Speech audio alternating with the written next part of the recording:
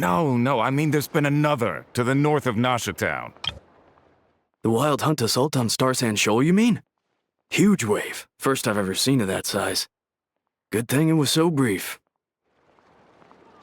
What? How many does that make in the last couple of days now? What are the Lightkeepers playing at? Can't be helped. There are only a handful stationed on our side in the first place, and the cannon hasn't been fixed yet either. They've been strained to breaking point for a while now, I'll bet. I'm bugging out if this goes on much longer. And here you all told me this was a good place to do business.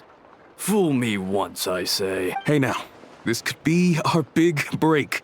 My second eldest brother made his fortune off wild hunt attacks, you know. Come on, let's get moving. There won't be anything left for us if we're late. Left for us to scavenge.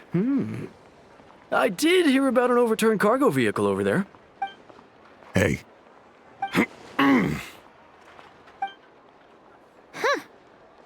Should have told him that those are dangerous thoughts. Guess you're right. Even if we solve this wild hunt problem, they'd probably just jump headfirst into some new danger if they thought they could earn some quick mora. Paimon will have you know that when it comes to staying out of trouble, greed and cowardice make the perfect match.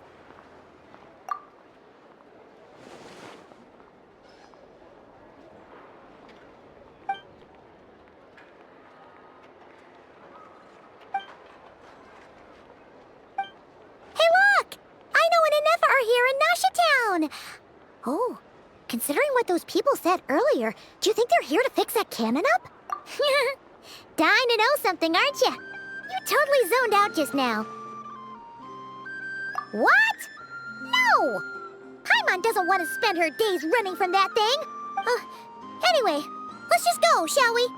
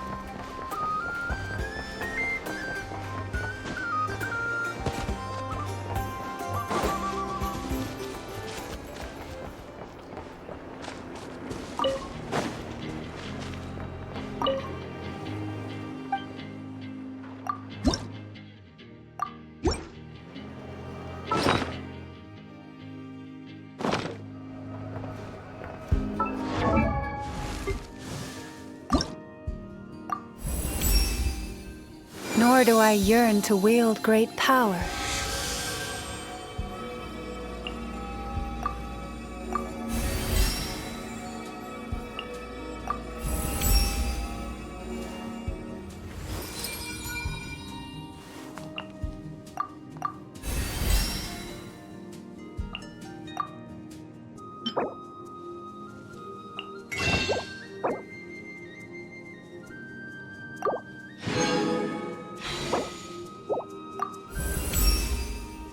But if our goal in all of this is to find the truth,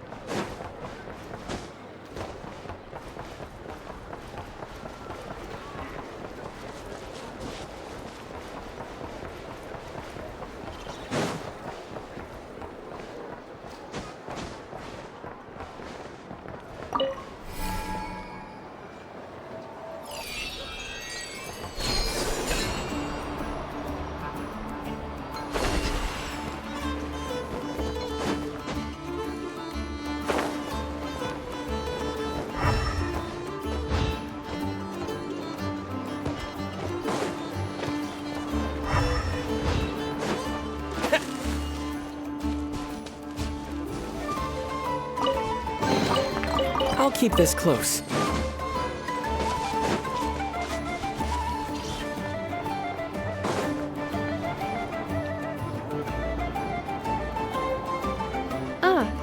Familiar faces identified.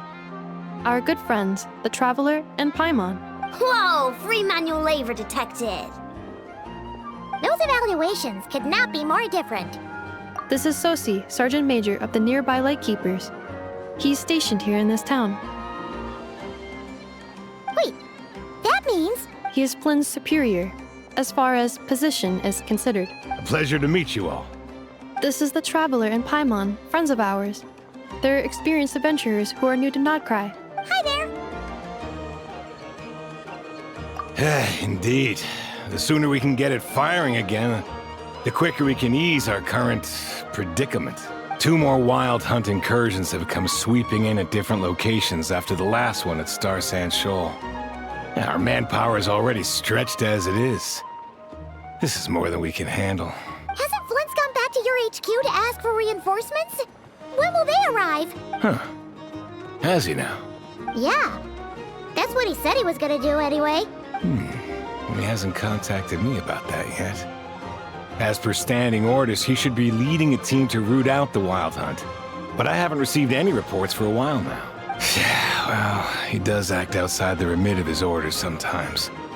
I'm a superior, yes, but I wouldn't say I have much control over his actions. So, he made the call for backup on his own initiative? Hard to say. Contacting HQ's a tricky business. I should know, I've tried. They either refuse my requests outright or end up dragging their feet. And all the while, we're the ones who have to deal with the Wild Hunt, which, by the way, can strike anywhere in Nodcry without warning, sweeping across vast swaths of land. This has been a real test of our endurance, to say the least. We need to send our personnel where they're needed most. A single missive will not do much to change HQ's attitude, I fear. Flynn's understands this well enough, I'm sure.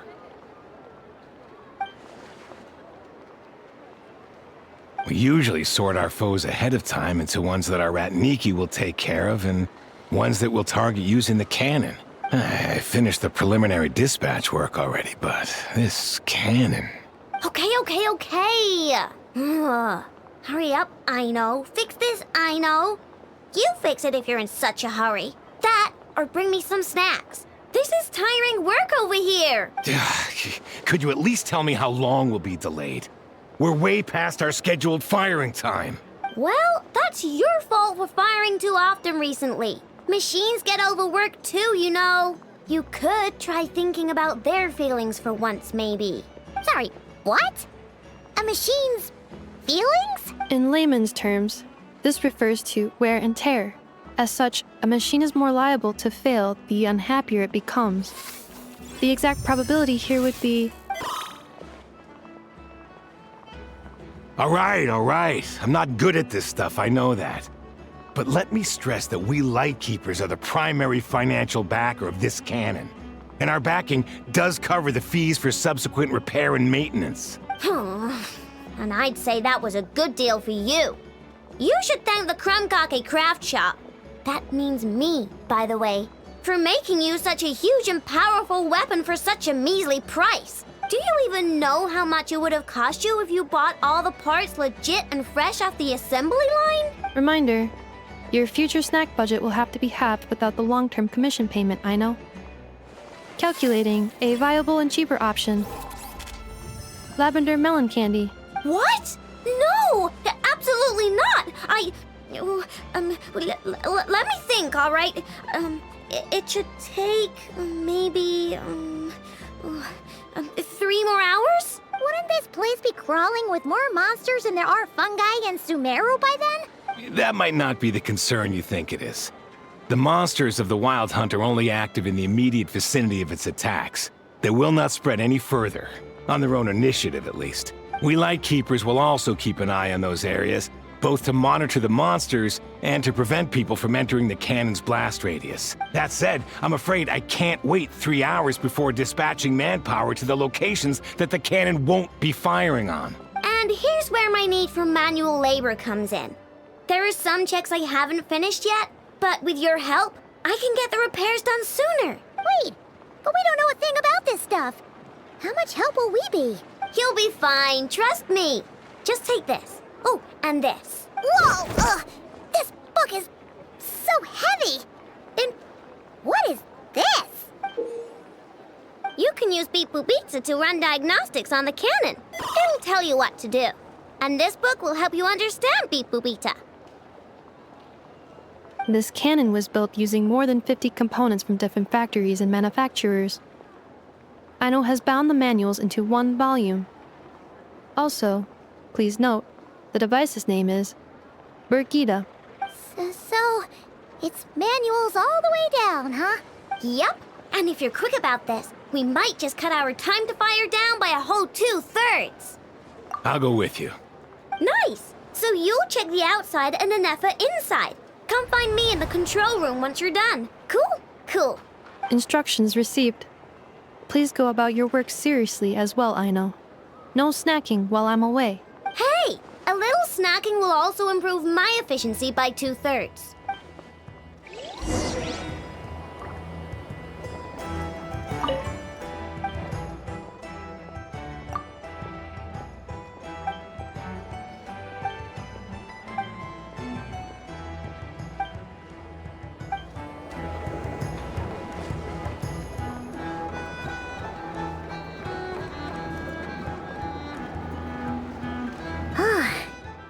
Explanations for things that don't interest her are a bit meh, aren't they? Or is that just how geniuses are? Isn't Beep Boopita just following us around? Sure doesn't seem as smart as she said it is. How are we even supposed to know what to check?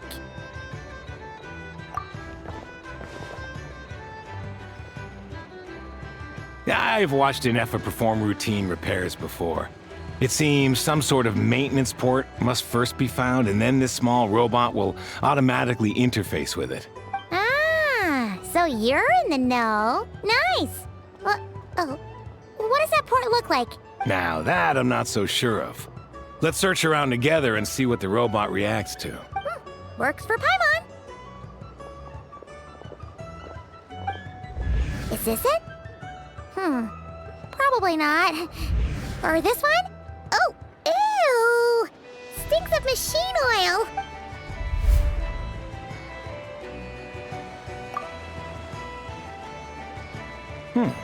That thing over there looks promising.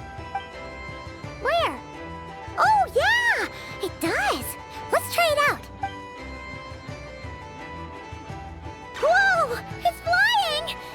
Does that mean we got it right? So, what do we do now?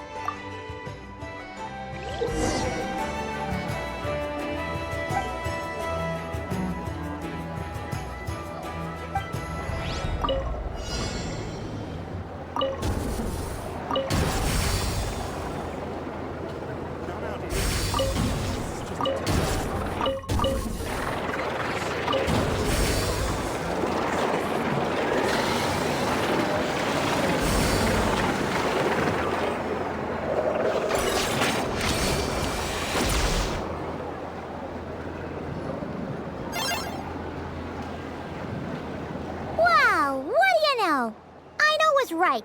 We got this working without understanding a thing, Beep Boopita said. Still, it's impressive how you figured things out right away. Paimon's up next, along with this stupidly heavy book. Ugh. Let's see. Should be just like checking a dictionary, right? The matching result for this symbol is... check passed.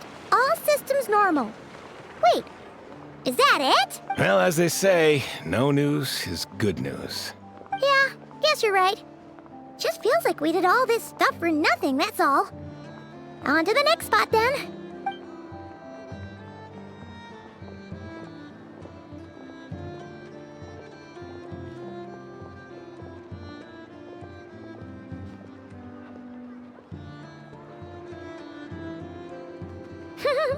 Paimon's getting the hang of this now. It's this thing, right? And this time... Huh? Why are you angry? Oh, huh. Looks like its expressions are also prompts of a kind. Which page is that on? Oh. We need to take note of the order in which its eye colors change. Purple, red... Hey, slow down! Paimon didn't catch that!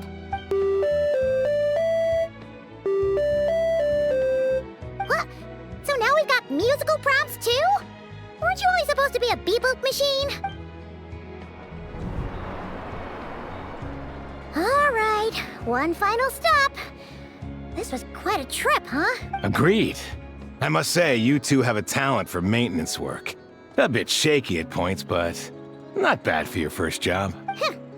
Good eye. Paimon's the real deal when she deals for real, you know. Really, I'd have liked to share the load, but you were really getting into it, and I didn't want to interrupt. Ugh, couldn't you have mentioned that earlier?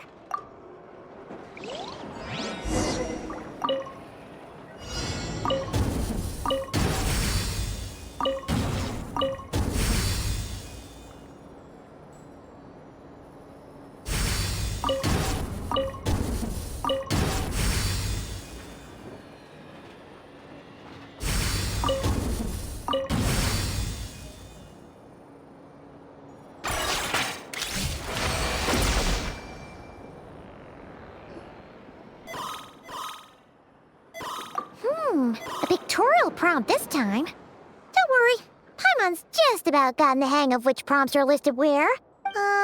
We gotta take note of the flashing patterns. 1 yellow flash, nothing for 2 seconds, then 2 yellow flashes means the components here are overdue for regular maintenance. Maintenance is a high priority task. The device will be rendered inoperable until it is complete. Switch Beep Boopita to input mode to send out a signal to unlock components. The description of input mode isn't on this page. Ugh, more page flipping. Phew, that was a real struggle. Well, Paimon needs a break now. Yeah, good work indeed. But it seems this input mode requires some additional work to operate.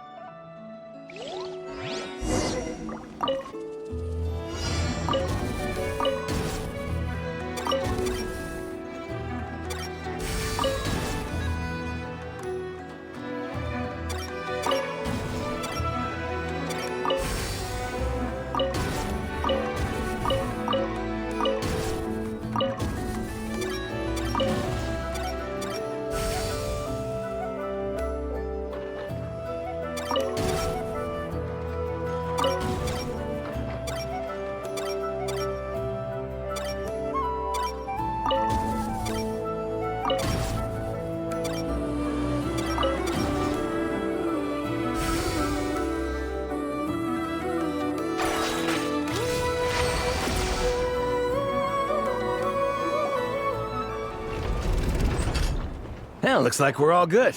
We can remove this thing now. No clue, frankly. But whatever.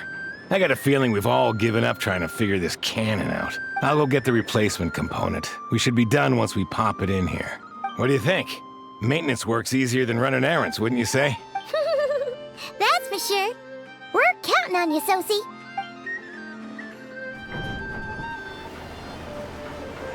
You know what? Paimon took him for the stony type at first, but he's actually a pretty nice guy. Let's wait for him here, huh?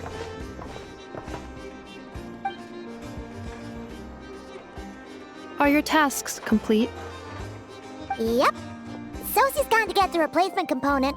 We'll be done here once we put it on. Allow me to check against the recorded data. Yes.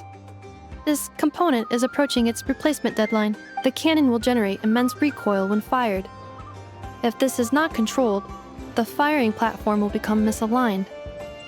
This part is designed to anchor the cannon and ensure accuracy when aiming. Huh.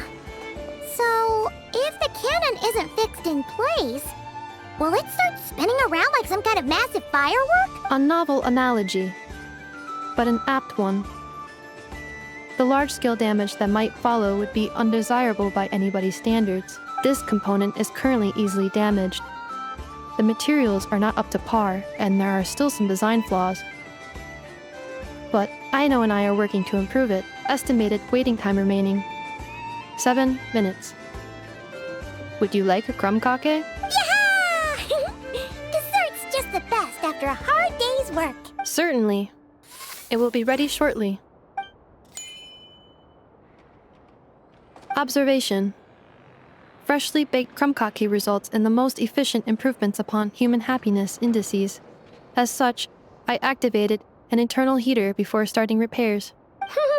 Thanks for the treat. Aino's lucky to have you.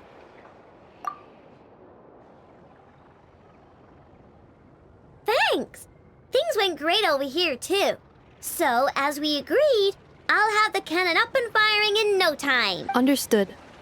I will inform the inhabitants of Nasha Town and have them make preparations for the shock and noise that will inevitably ensue. And I'll inform the Ratniki stationed around Wild Hunt anomalies to make sure they fall back in a timely fashion. Thanks for your kind assistance. I better make a move.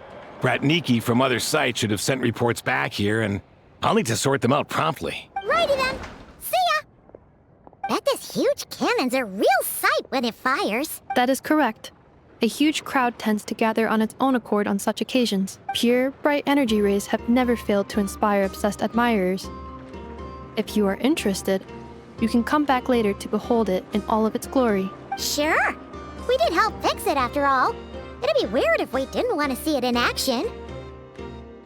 Oh yeah. Wonder where that strange phantom went. Never mind what it's doing. Let's try our luck at the flagship. See you later, guys. Just be sure not to miss my masterpiece in action.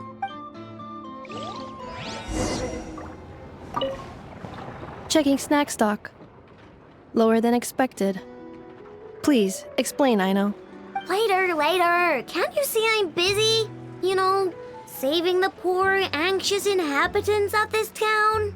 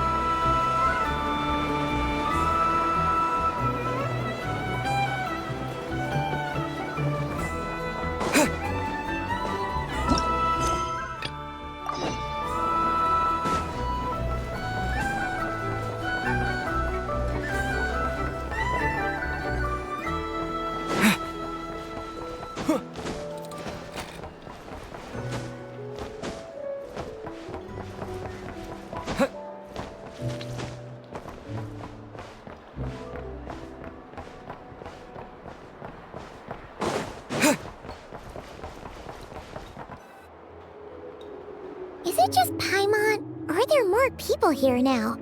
Oh, just as well, since we're sniffing for intel and all.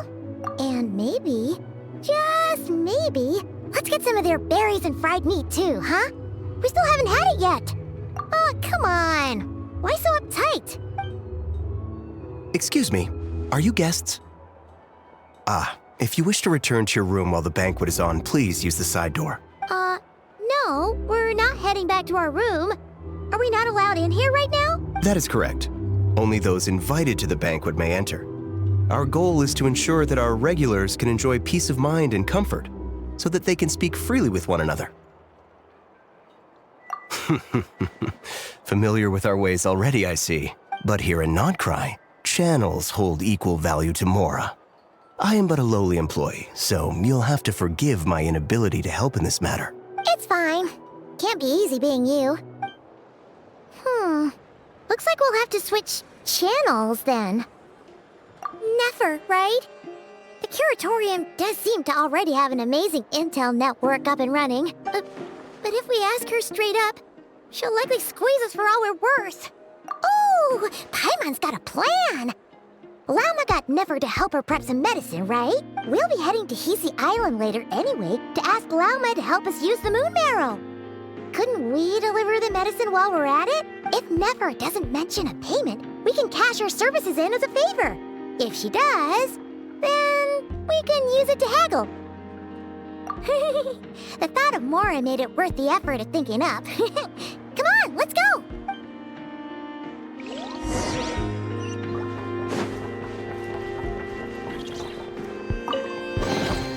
A reward on the road.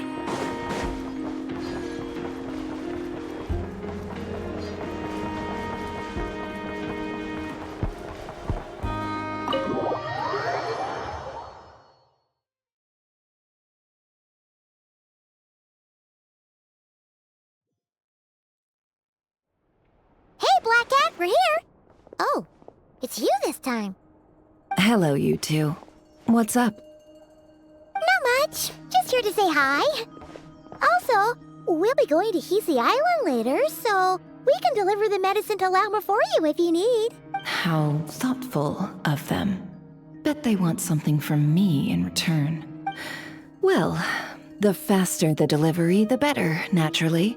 And we're lacking free hands right now, so that would be a great help. Yehoda's gone to get the medicine, and she should be back any moment now.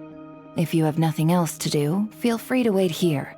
I'll have someone bring you some snacks. Don't mind if we do then. Thanks! Oh yes, I'm sure you've all heard about what's going on. Nasha Town's in turmoil, and right now everyone wants intel. Whether it's to strike it rich, save their lives, or escape whatever predicament they've found themselves in. Ah, so you're busy making Mora. How nice. It's not all good news, I'm afraid. We're stretched so thin that our clients have taken to competing for our services via auction. The price for taking priority slots has all but skyrocketed. In other words, we've had to suspend free intel handouts for now. She cornered us right away! Did she guess what we really wanted from the start? If there's anything that worries me right now, it's the wild hunt. It affects everything we do, yet the number of people who can ensure cargo safety in the face of such a threat is vanishingly small. That doesn't sound too hard. If you need something delivered, hit us up and consider it sent. Is that so? But... no. Forget I said anything. I mean, you're great heroes. How could I waste your precious time on trifles like these? Is there now? You should have said so sooner. Far be it for me to extort you, of all people, for intel. But seeing as you so kindly made me an offer, I suppose I'll accept. What's there left for us to say here? More like our common perspective. Most who live here only wish to defend their own interests. But we are different, are we not? We both seek to resolve the chaos that the Wild Hunt has caused. Or like make a profit off the Wild Hunt. Paimon doesn't believe a word she says. Dissatisfied, are we? The number of commissions over at the Adventurers Guild spikes during tumultuous times, too. Would you call taking those jobs for Mora a sin? Well, that's... We might squeeze some advantage out of chaos, but equally, chaos could uproot everything we've built at any time. Such is the threat of the Wild Hunt today, and what business would there be left should it end in some great slaughter, or put to flight many who call Nasha Town their home? And as I understand, the two of you are here in Nodcry to follow a trail of clues yourselves, no? Well, yeah. In that case, we should keep Nodcry the paradise people say it is.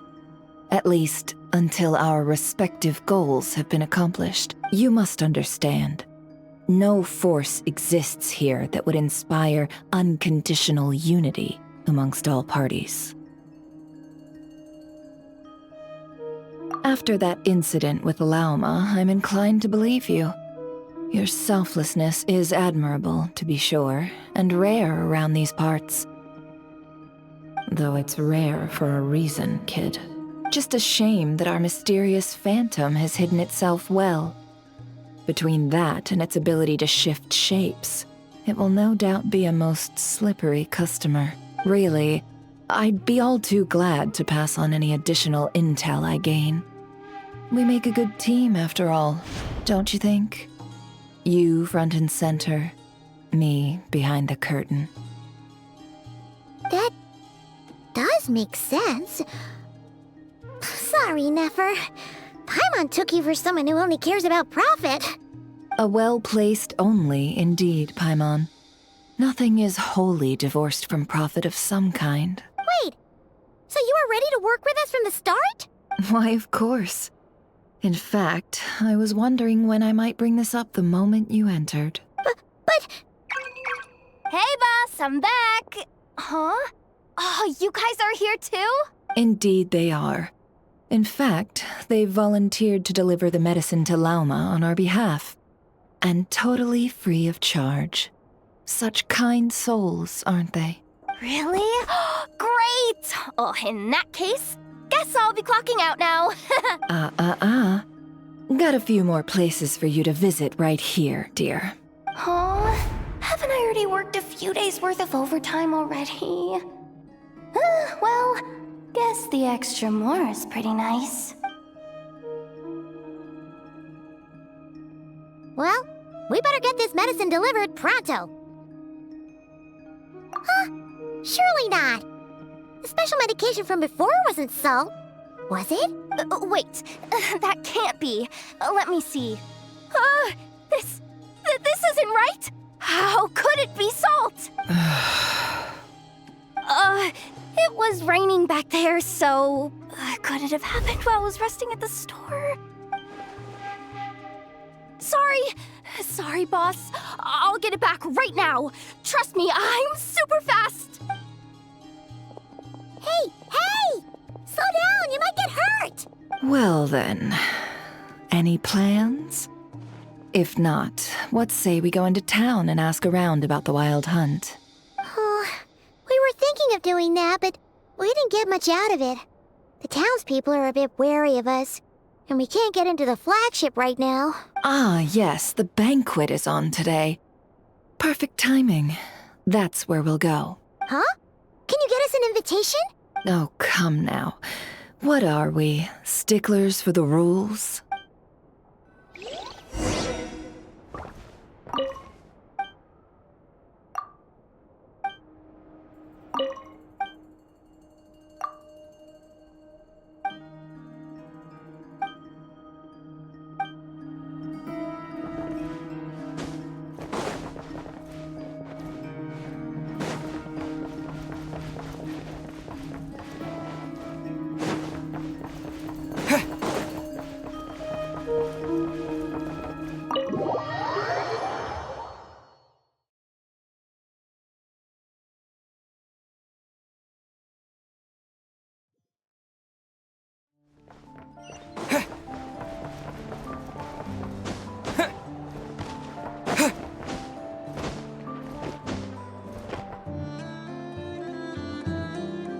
Lady Nefer, a pleasure to see you. Oh, and our guests from earlier, I see. That's right. My apologies. Consider it my fault for not having explained the banquet's rules to them beforehand. Oh no, it was no trouble at all. Please, do come in. Yeah, sure, thanks. Not even an invitation check? Oh, Paimon didn't realize Nefer was such a big shot. Guess channels really do take you places.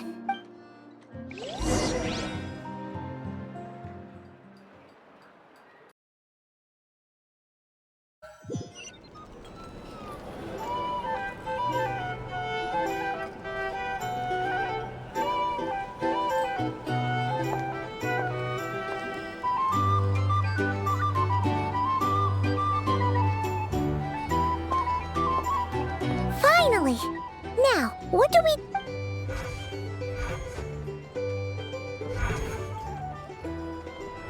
Pardon me.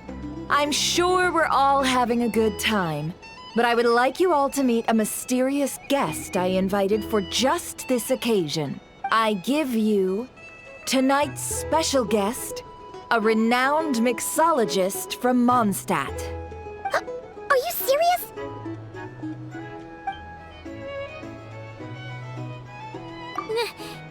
Nice to meet you all. I'm sure that no more needs to be said about Mondstadt's wine industry. After all, we are all connoisseurs of fine drink here. The special drinks menu is being set before you as we speak. Now then, for a time, let us set aside our worries and enjoy these exotic spirits from afar. Ah, I see. A new face for the bar. And here I was thinking, that ain't a familiar face. No wonder. Well, it's a rare occasion to be sure. Want to order a glass or two? Sounds intriguing. I spoke to the owner. The bar is all yours. The recipes are available for your perusal here. Not to worry. I've taken the liberty of removing the more challenging options. How'd you set this all up so quickly? Well, as long as you know what both sides need, negotiations are essentially just a process of confirming the deal. No one would turn a beneficial offer down now, would they? The flagship already had plans to invite a professional mixologist from Mondstadt anyway. So consider this a trial run. With the list of drinks brought out in advance, Demyon will assist you.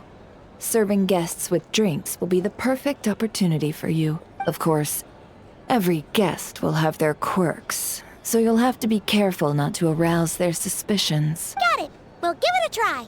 In the meantime, I'll go mingle with some of the guests who pique my interest. There'll be a little event during the banquet's second half, by the way. See you then. Hello. How may I assist?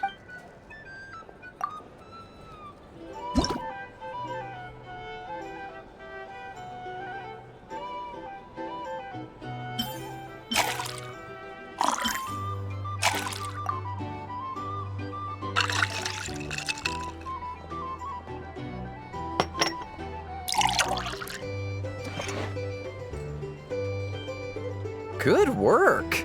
Now then, get the drink to the guest. Wouldn't want to keep them waiting.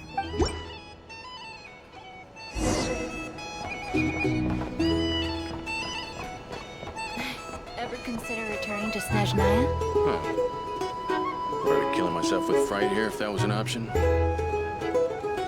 Oh, thanks.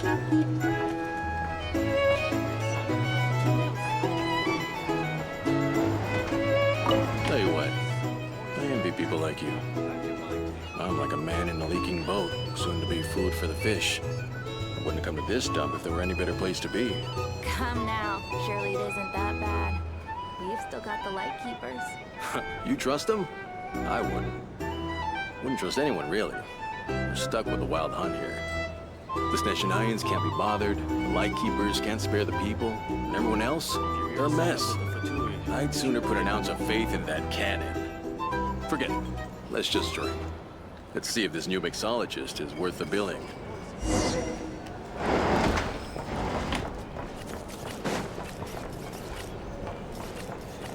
Hello. How may I assist?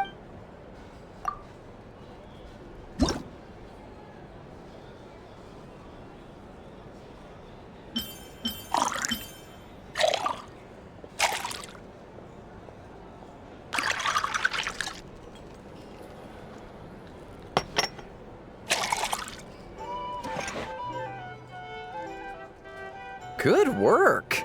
Now then, get the drink to the guest. Wouldn't want to keep them waiting.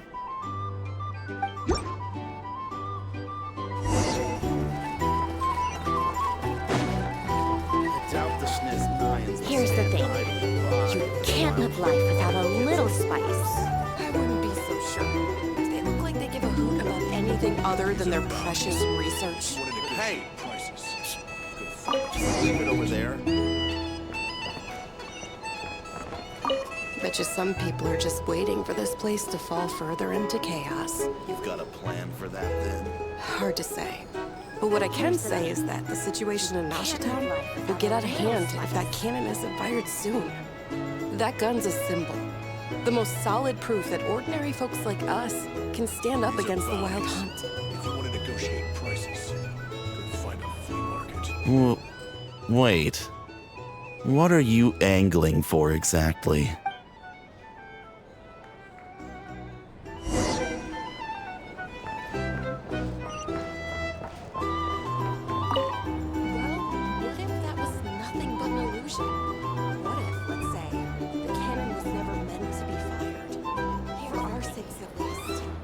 This town is still of value to those who control it. Of course. That's all it is. Value. For us, though, there's no place but Nashitown. And we're putting its life and ours in their hands. I get what you mean. Let's just see how this plays out first. Seems like they're all talking about the cannon already. Guess that's why Sosie was so anxious.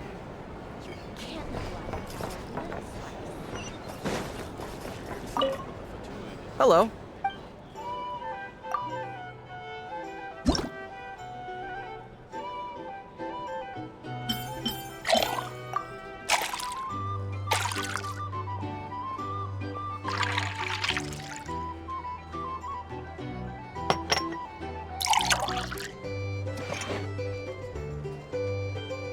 Good work.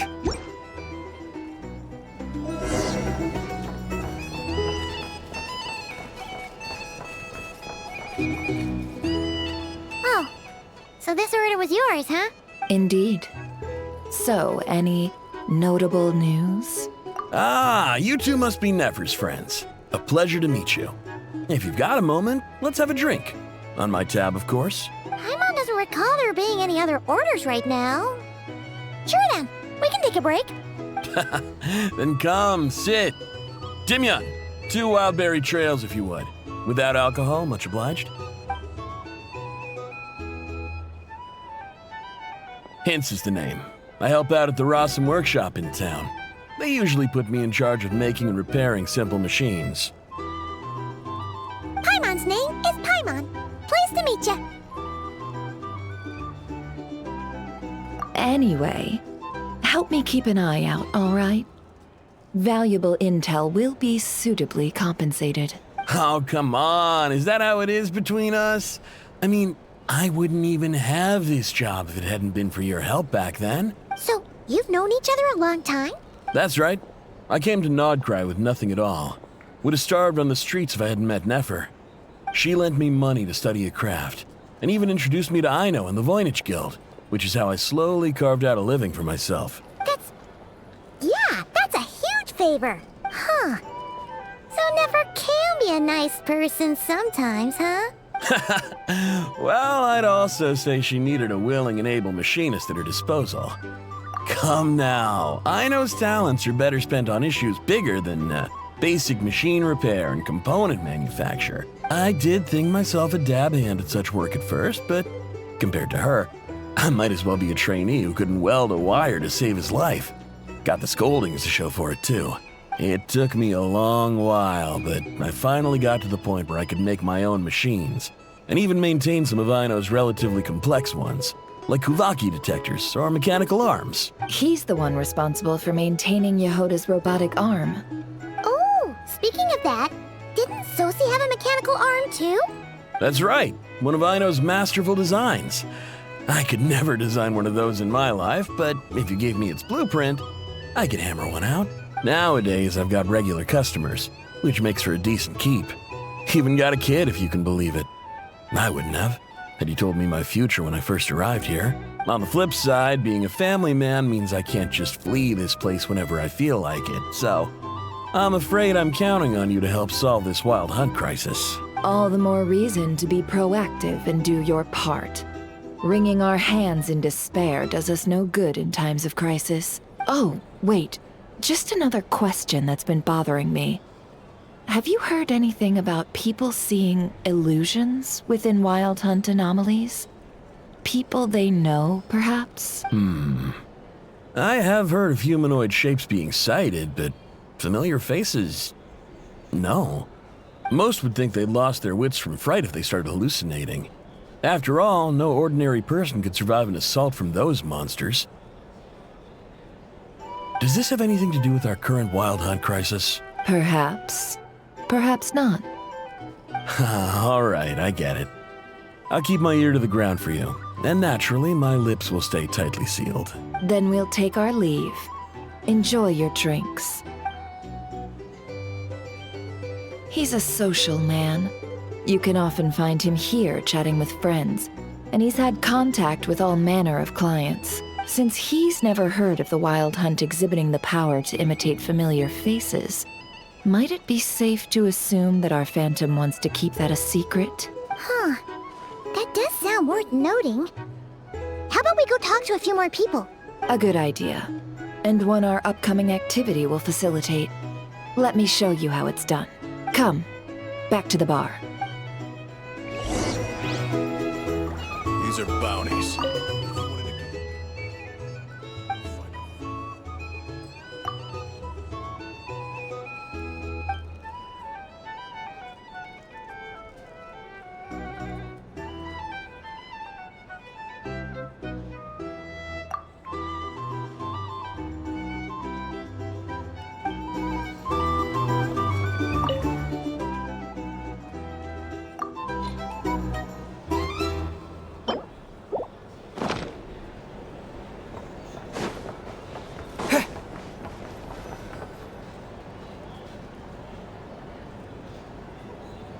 Thank you for waiting, everyone. The roulette showdown is ready to begin. Finally! Come on, let's go try our hand. Joining us, new guy? We'll pass. No, you won't. The one who'll be mixing the roulette special has to take part. Those are the rules. But... That's more like it. Since we have a new friend with us today, let me go over the rules in brief. The wheel before you is divided into an inner and outer circle. Participants must take turns to spin the pointer of the inner circle. Whatever beverage it stops at, our lucky contestant will drink. The drinks are divided into juice, tea, and alcohol, with that last further divided into 3 levels by intensity.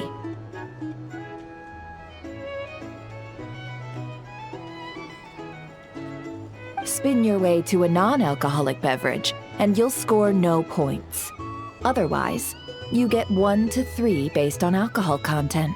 During a round of drinking, one participant may choose another with less points than them and pose a question, which the other party must then answer.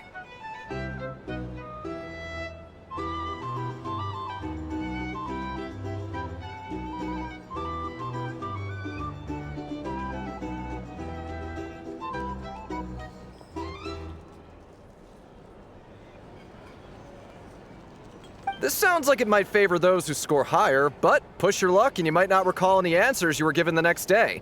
Defeats the purpose, wouldn't you say?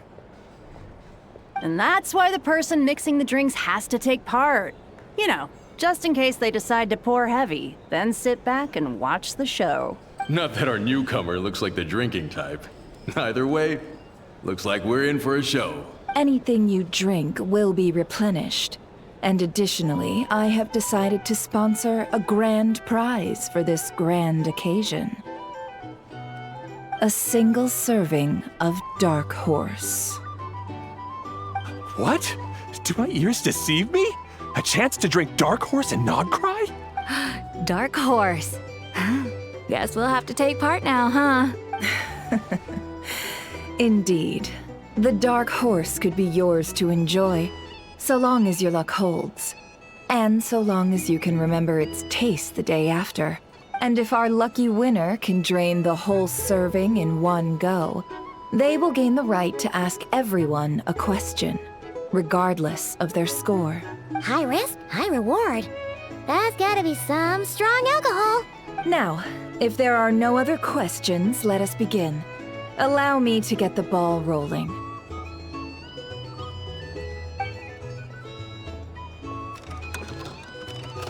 Intensity 3. Looks like I'll have to put my back into it today.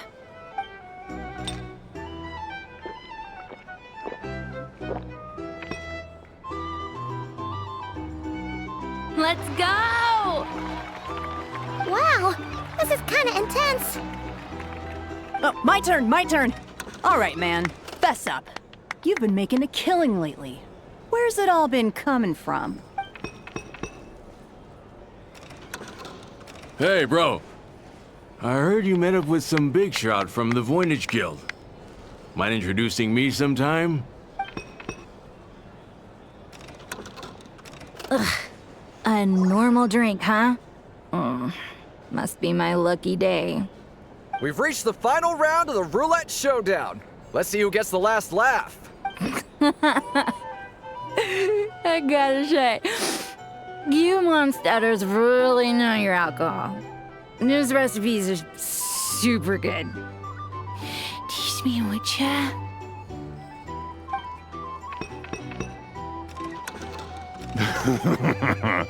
I was wanting to ask about your wife.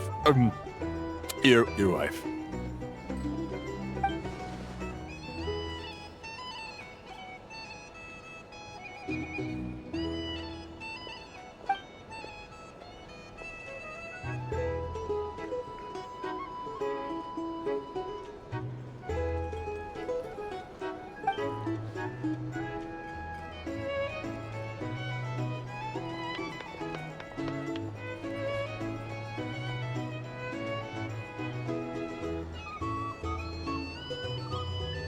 You're up.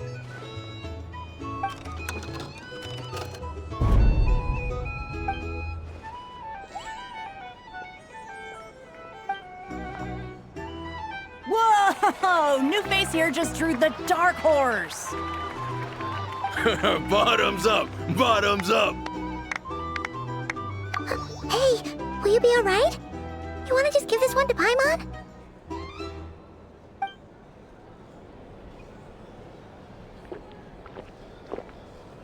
Whoa! He actually downed it in one gulp. Nice job! No wonder you monstatters have such a reputation. Me? Well, what do you think? Monsters, of course. Absolutely. If there was something else, I didn't stop to see it. Just took off as fast as I could. Oh, and guess who showed up just as I'd gotten out of there? Those good-for-nothing Ratniki, that's who. If my luck had been just a little worse, they'd have found nothing but my corpse. Or whatever was left of it anyway. Either way, there's nothing in there you'd want to see.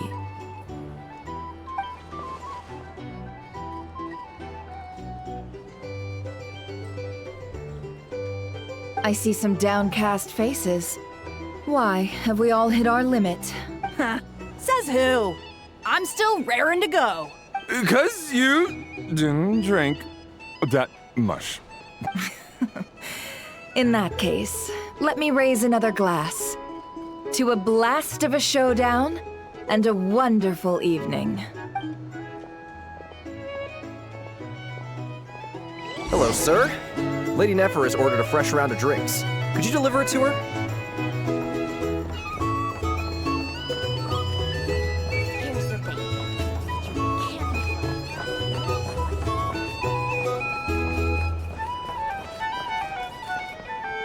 These are bounties.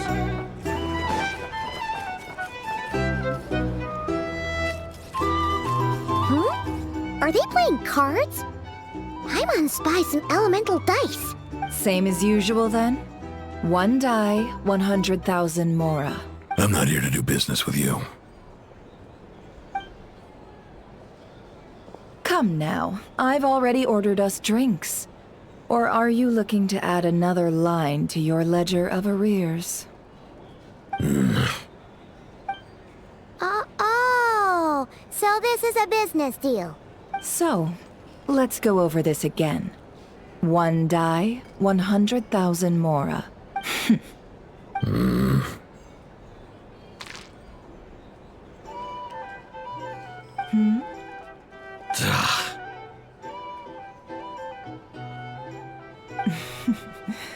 Then we have a deal.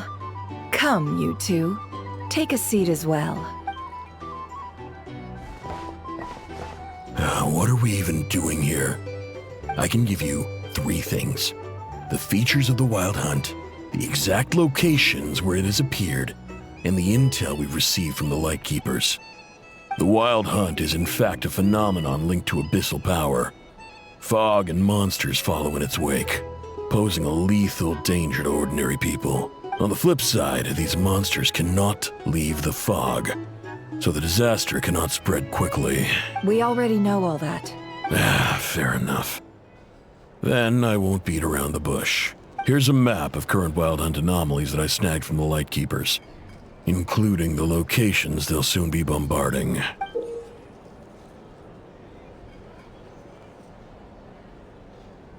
That's a lot. We've never seen anything like this either. That's why everyone's so worked up. That's not enough. 4 dice. Cool it, all right? I'm not done.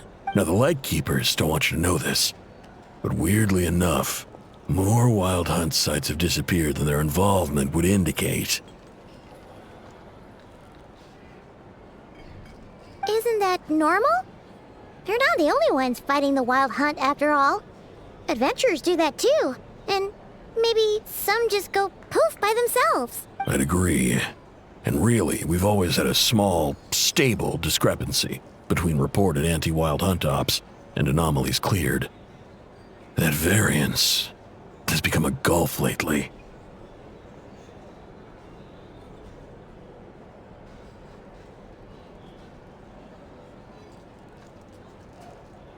What could that even mean? I've got 2 theories. 1, that some new force is clearing the Wild Hunt out in secret. Or 2, that some Ratniki are not reporting the work they do on purpose. The odds of the former happening is low. Not many organizations can even engage the Wild Hunt. Never mind keep those operations a secret. If you're interested, I'd recommend following the latter train of thought. Paimon doesn't really get it. What would anyone gain from doing that? Now that's what I call interesting intel. No wonder you've been doing well for yourself lately. Even if you've mostly just been reselling my intel. Please, stop. This is all I've got for you. Oh, stop that. Why, people might start thinking me a bully. Let me give you an opportunity instead. Out of respect for your independent intelligence gathering. An answer to a simple question. For 50,000 off your debt. Have you heard of people seeing familiar faces within a Wild Hunt anomaly? Or experiencing something akin to, say, an illusion? No, nothing like that. Nothing at all but ghostly shadows. Nothing at all, Not even for 50,000 mora? Either you don't take your debt seriously, or you're confident you can pay it off. Hey! No means no, all right? This is about my dignity as an intel broker. Mora doesn't factor in here at all. Okay. Well, that puts me at ease. You really are the same as ever. And you've learned quite well. Go on, then. I'll swing by again. Sometime soon, perhaps. Ugh. So, you're his creditor? Indeed I am. He's resold my intel quite a few times now, pocketing the difference afterwards. Rather dishonest dealing, if I may say so, as luck would have it. He would only purchase information from me when he was just about done negotiating with his buyer. So I arranged a little something just for him. A painful lesson, you might call it.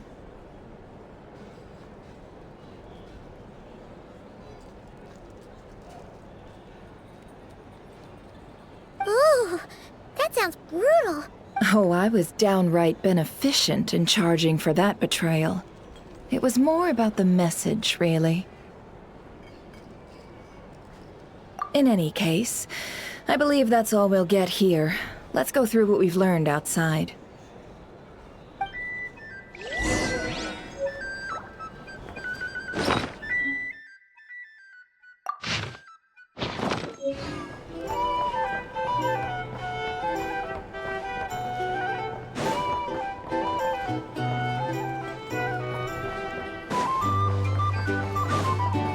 Here's the thing. You can't.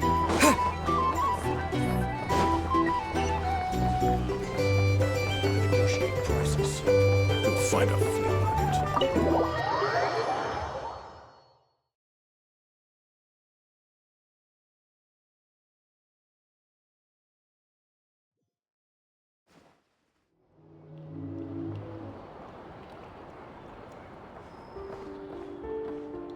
Most of our intel seems quite dispersed, so let's try piecing it all together. Well, first, no one else has seen that weird phantom, apart from our encounter on Star Sand Shoal. Indeed. And we have that from multiple accounts, so each statement corroborates the others. What in Teyvat could that phantom be planning? Agreed. Instances of the wild hunt afflicting Nodcry in general have increased in frequency, but the phenomenon itself hasn't changed much. What you encountered must have been something special, with our mastermind concealing themselves within, in order to target the Moon Marrow, in which case, two questions arise. Who is this mastermind, and why would they want the Moon Marrow?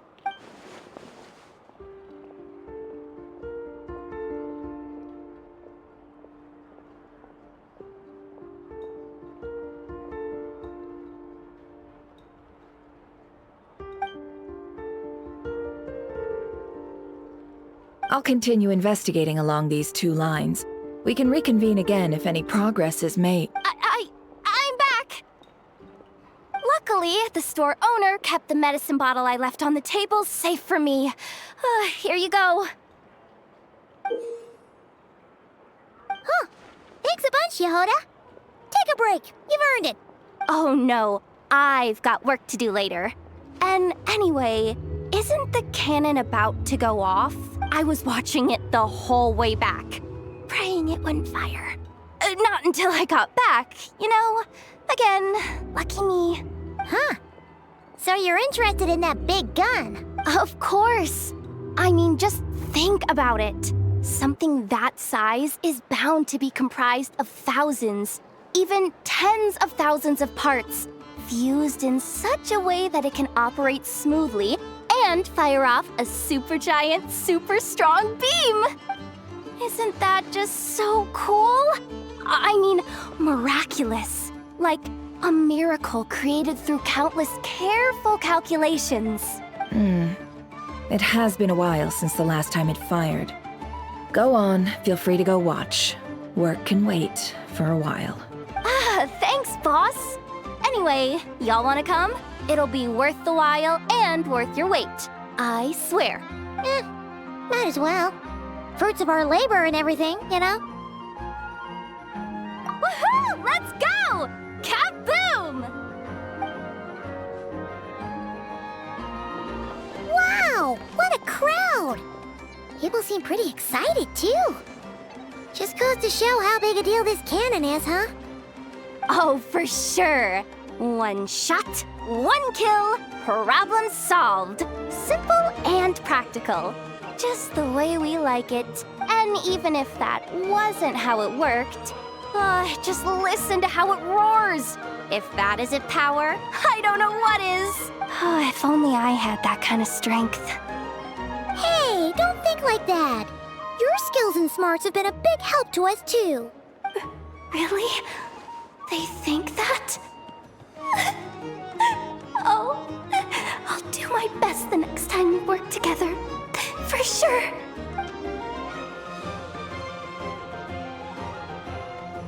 Hey, look! It's starting!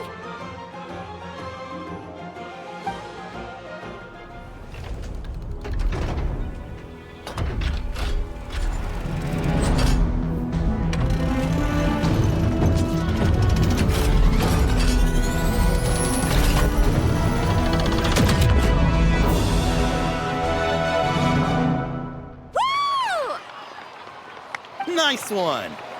Finally, all fixed up. Nothing to fear now. Awesome! Felt that one in my bones. Whew! That sure was powerful. And pretty dazzling, too. Guess that's why everyone's been counting on this thing. Surely the Wild Hunt doesn't stand a chance. I feel so alive right now. Overtime. Ha! It's gonna be a piece of cake. You know, Paimon's been wondering, if you're so interested in machines, why don't you go work for Aino? That's what we call drawing a line between your work and your hobbies. I've got some mechanical talents, sure. But this job I have now, no one can do it but me. Not even Aino or her silly robots. Anyway, gotta go. See you later. Says the person who got salt and medicine mixed up. Looks like the crowd's breaking up as well. Let's head over to Hisi Island. Best not keep Lama waiting.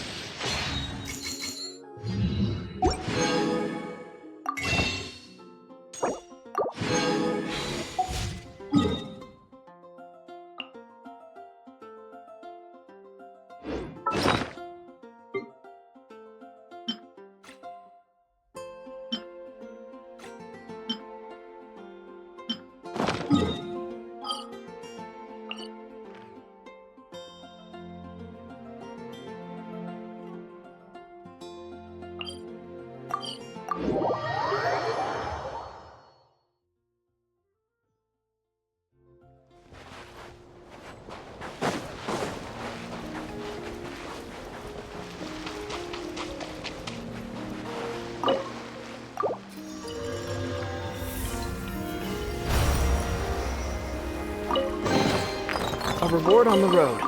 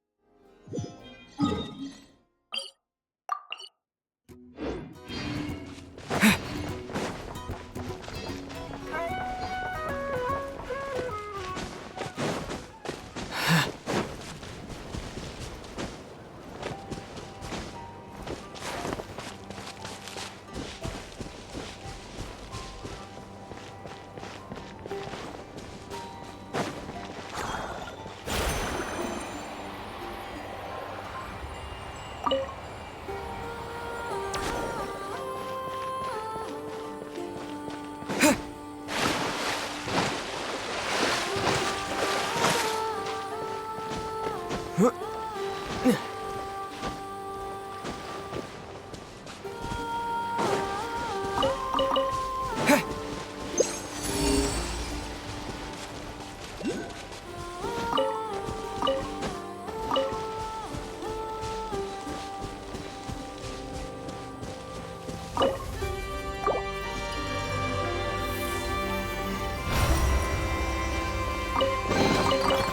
this an answer from this world?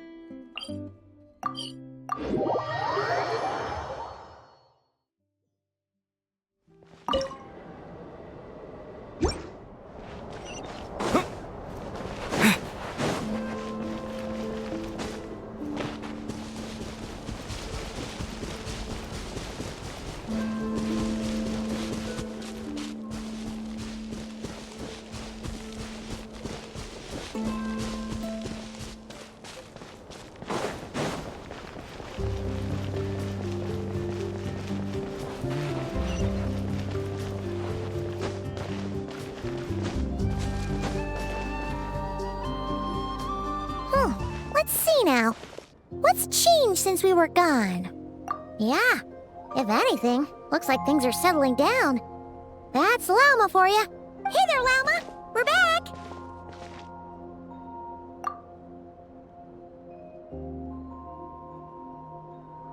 The cleanup work has been much more complicated than I expected. Solving problems that have built up over time is a tall order, to say the least. I believe it will take a few weeks more. Fortunately, those who remained appear to have shaken off the initial confusion and are becoming more proactive by the day. It's as if they've finally been forced to come face to face with what their faith actually is. And it's all thanks to you. No, I should have done this a lot sooner. I've been focused on taking care of myself these past few days, so I'm in a good place. And since you're looking after the Moon Marrow for us, I should be able to help you investigate the truth of the past. Speaking of which, have you heard anything new about that phantom? I've tried asking around, but to no avail. What about you? Oh, we haven't made much progress either. But here's what we've got.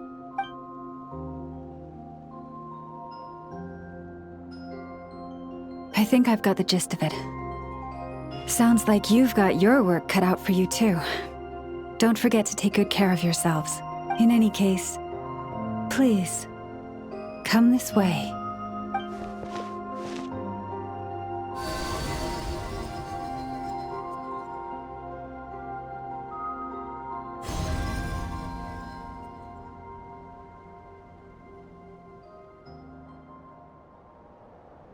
What do you see?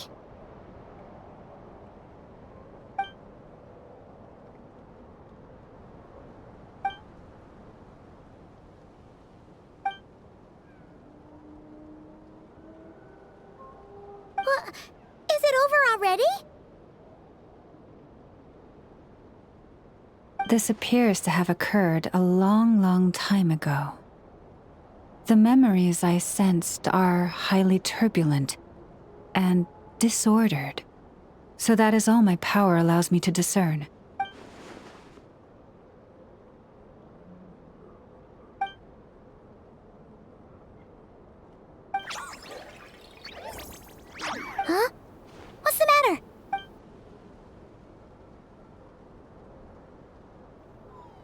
The flowers changed color.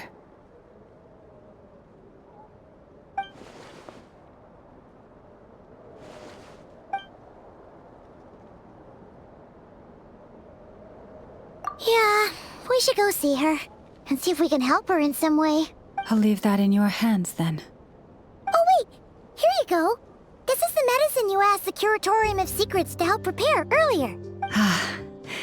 Thanks for coming all this way with it. You've been a huge help. Also, if I may, I have a feeling that Kuthar might be able to help you get a more detailed glimpse at the memories about your spaceship. Oh, that's true. She's the Kutar after all. But we best check if she's doing okay first. See you later then.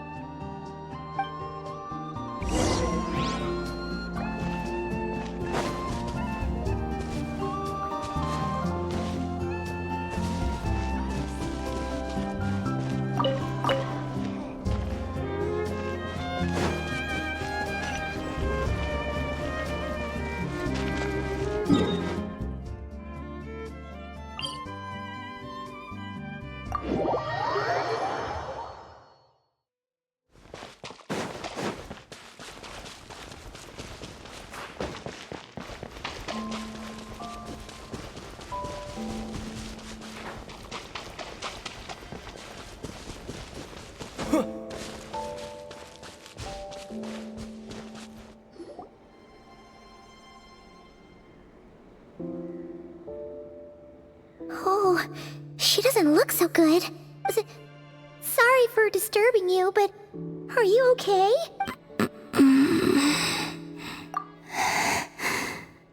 Dizzy. It's like I'm returning to the moon. Wait, it's not that bad, is it? I sense the moon's power within you. We got the moon marrow back from the Fatui. Can it help you in any way? And what do you require this time? Come on, don't even think about that. Right now, you gotta focus on getting better.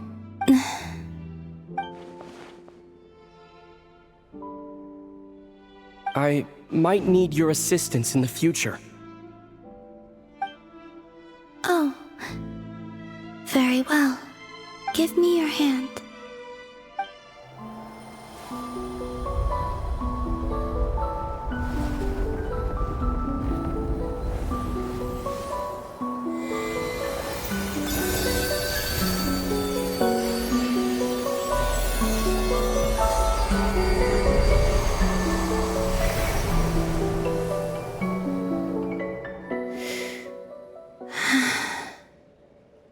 Back to Earth. My thanks. Your feet never left the ground. But anyway, feeling any better?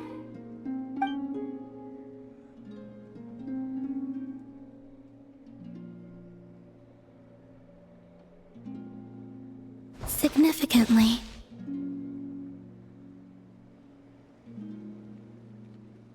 The moon within your body. It is as silent as a reflection in the water. Fascinating. I merely drew forth a ray of its light from the water. Enough to keep me tethered to the ground for now.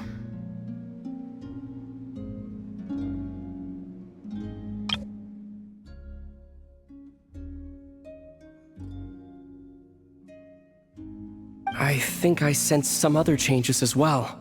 That is the moon goddess's favor. All things I come into contact with will bear this mark. It is harmless, and will fade over time. Speaking of which, do you want to be the Moon Marrow's custodian, now that you've got your power back? It's supposed to be something that belongs to a god in any case, right? It is the remains of Arya, goddess of the eternal moon. So it does have to do with... Wait, what? Did you not know this already? Lama just said it was different from the other fragments, and that she could sense divine power within it. And she is correct. When I drew that ray of moonlight from the marrow, I also drew some memories from within. That is how I know that it belongs to the goddess of the eternal moon. But Lama also also saw the past by using the moon marrow. Why didn't she see that?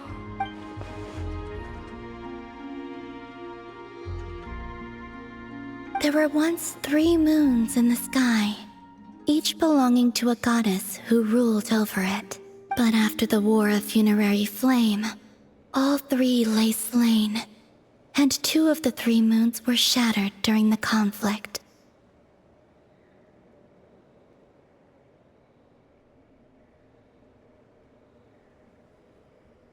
After Arya's death, her power coalesced into this moon marrow. The iridescent moon's remains have never been found. And while the Frost Moon's goddess died herself, her moon was never broken. As the prophecy stated, this moon would birth a new deity sooner or later. The entity the Frost Moon Scions call the Kutar. I can sense that my power belongs to the Frost Moon, but it lies beyond the false sky, too distant from me. Forget controlling it. Sensing it alone requires immense effort. Oh, wait, let Paimon count this up. We have the Eternal Moon's Marrow with us. No one can find the iridescent moons. Does that mean you have the Frost Moon's Marrow inside you then? No. It can only form after the moon goddess is dead. Consider it a form of energy core. You may as well ask if there are rocks on the moon. Oh, so you're saying that you represent the Frost Moon's power, right? Yes. Now, a god with a gnosis is named an Archon. Since you bear the moon marrow, does that make you a moon goddess? You do not wish to become one? That's not really the problem here. Also, why are you so eager to pass that title on to someone else? Anyway, never mind this becoming a moon goddess stuff for now. We're asking if we should return this moon marrow to you. I do not desire it. Huh? Nor does it desire to come to me.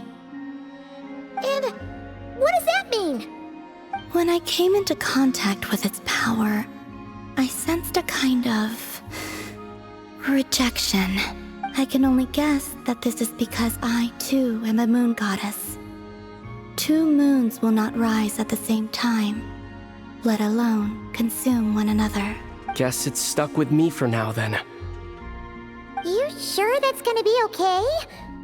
Well, I did say that you've hidden its power well, but the damselette sensed it just fine. And it's the wild hunt we're dealing with here, not some run-of-the-mill enemy. If it detects the marrow... The wild hunt? You speak of that phenomenon as if you were describing a person. Well, it sure looks like there's a person behind it all. Someone with a super clear goal, too. They've been after the moon marrow non-stop. That seems to ring a bell. Huh? Does it really? My colleagues used to mention someone, back when I was still with the Fatui. He hailed from Conria, gaining abyssal power during the Cataclysm. And he had a consuming fixation on the moons. Conria? Well, we don't know if the phantom we saw has anything to do with that, but the details kind of match. What was his name? I only know what others called him. The Rehir of Solnari. Huh. There was that title too. Yeah. Wait a second. Dane mentioned him, didn't he? Does that mean that our enemy is Rerir, one of the 5? If that was the case, surely he'd be stronger than this, though. I have heard that he disappeared not long after the Cataclysm. But when I asked my colleagues where he went, they replied, "Do you really not know?" Why would they say that? The tale of his final fate has it that he fell into the moon's reflection, from which there can be no return. Wait, hold up, pause. There's just too much information. I felt the same. They seemed to think that I should be the one who would know everything about the moons.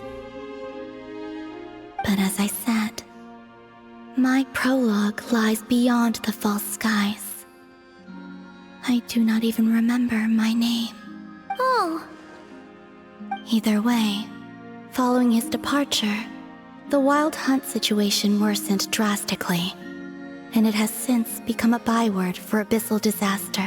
The present phenomenon may have inherited the same title, but it far surpasses its past incarnation in both scale and lethality. Oh, to think that we're up against one of the infamous 5 sinners! That's way too much for us to handle! That incident on Star Sand Shoal must have been luck then! Or maybe he wasn't giving it his all. And even then, he still defeated Marionette. Oh? What did you just say? Would you mind repeating that? That's your ex-colleague? So, we were on Star Sand Shoal together, and she was beaten by the Wild Hunt too. Did you just laugh? No. She totally did. Are you two on bad terms or something? No.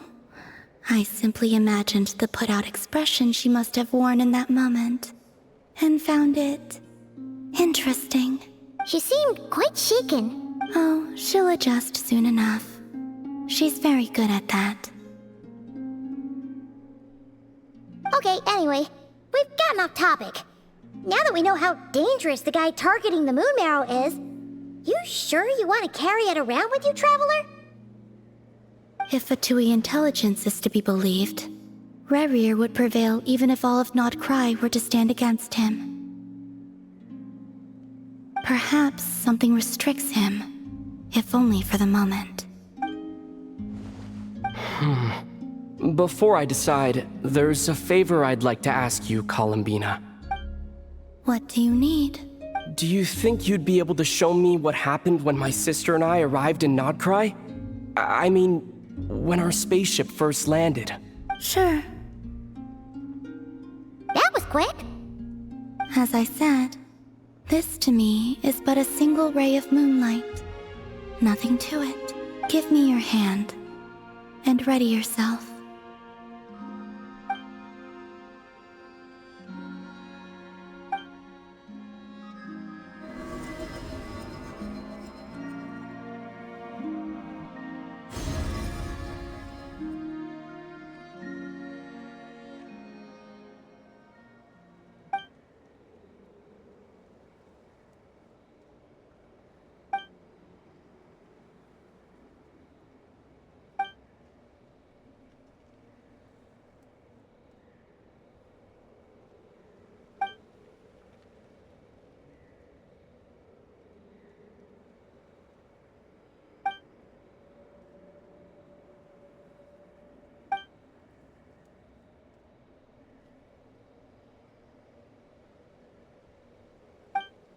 Where is this? Aether, come on, we have to leave this place. What? Hey, are you okay?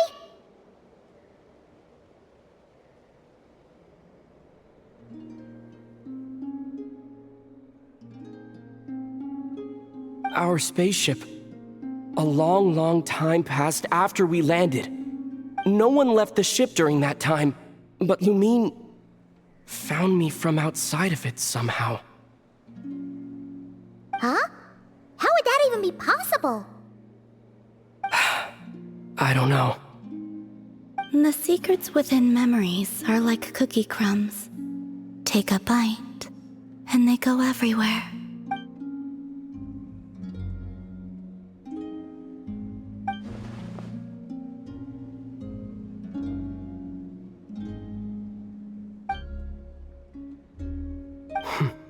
All right. I'll keep the moon marrow with me. Well, if you say so. Paimon can't stop you, but still. Ooh. Will you need my help? I could help you conceal the marrow. You could? Oh, that'd be great. Detecting it within you is already no easy task, but I can teach you to further conceal its presence using Kuvaki. Like this.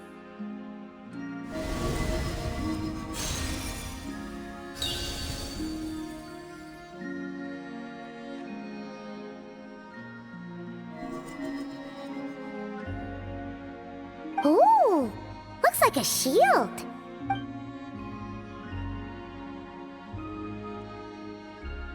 Can you sense it? Now, try to maintain it. You learn quickly. Huh. Looks pretty sturdy. Could probably be used in self-defense in a pinch, huh? Are you always here, Columbina? It's kind of dangerous out there, sure, but have you, like, taken a walk outside or something?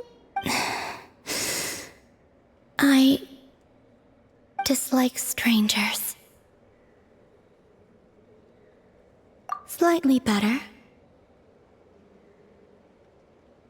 Yeah, the Frost Moon Scions have changed since you last saw them. Who knows? You might actually like them. I will consider it. She seems kind of tired. Either way, thanks for agreeing to help us. It wasn't much. The flowers here. They like guests like you.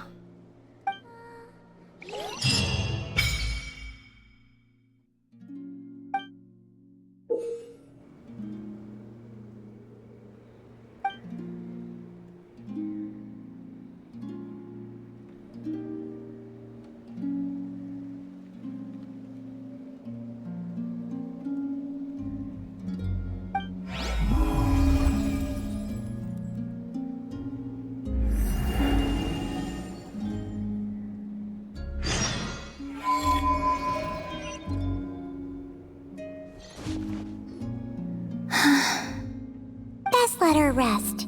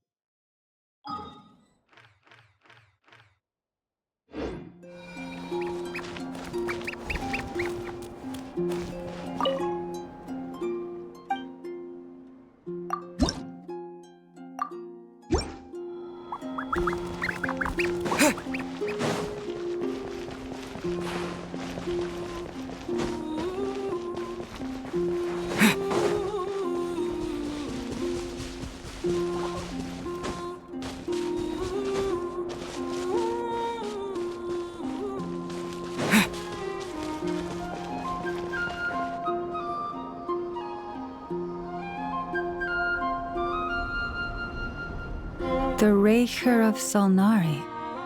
I've never heard that name before. Let's keep this news confidential for the time being.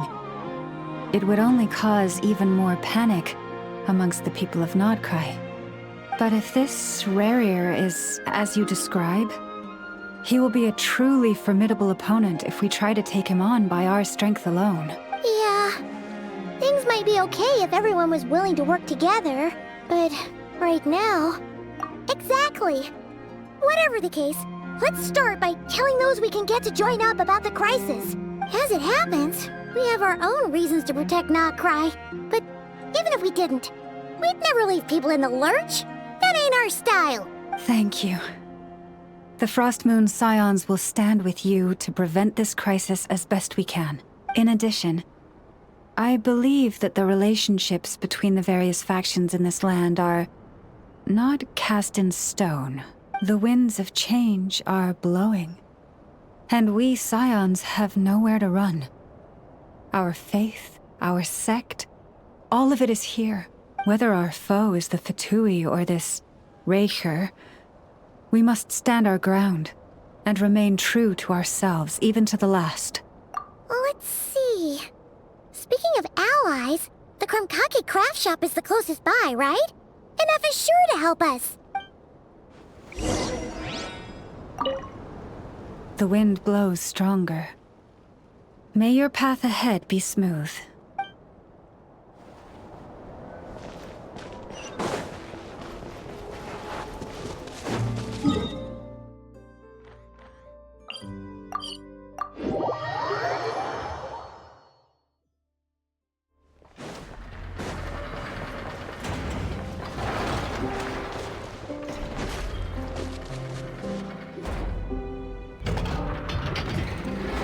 Friendly approach detected. We meet again. Listen! We've got updates on the Wild Hunt situation.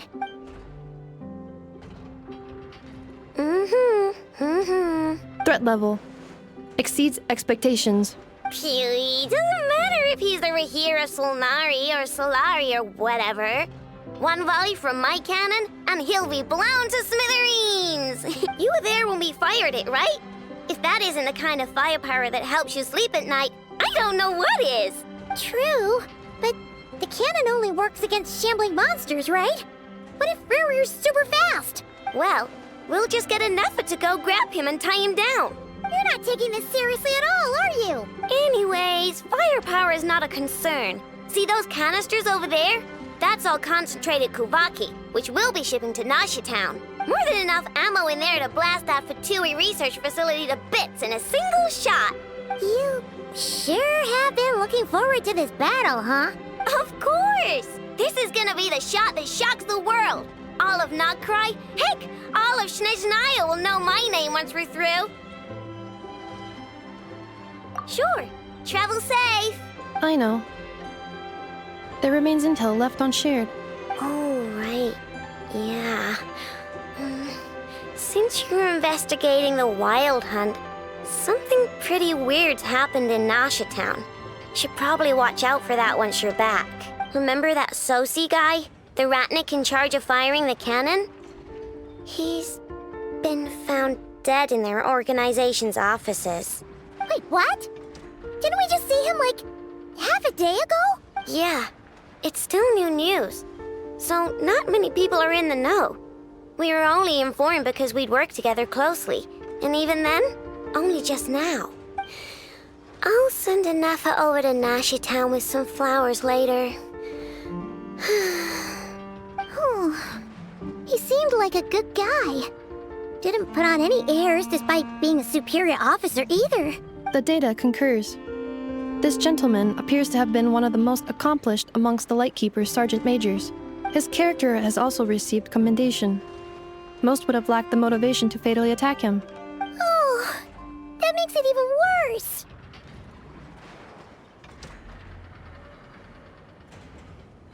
Hey! What do you mean, actually? Either way, I'm not clued in on the details. Only Ratniki have been allowed on site to investigate the scene. You'll have to find some way in if you want to check it out for yourselves. Got it. Let's go then. You coming along, Anafa? My tasks are incomplete. The last few batches of ammunition must be randomly inspected. You go ahead. All right. We'll see you later. Hang on. Weren't you supposed to bring me some candy? You said you would. Sorry, but things happened kind of suddenly, so... Batch inspection complete. Approved. Next up.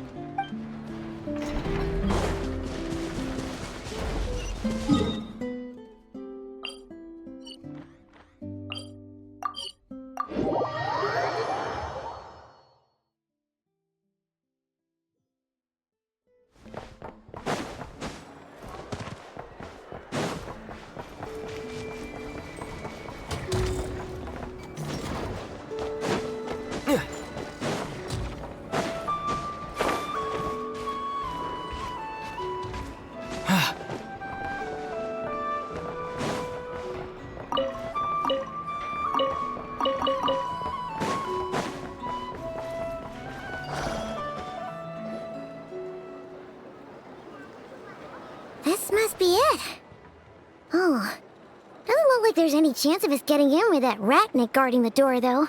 Should we go speak to the guard first? Might as well try squeezing blood from a stone. Ah! Never! When did you?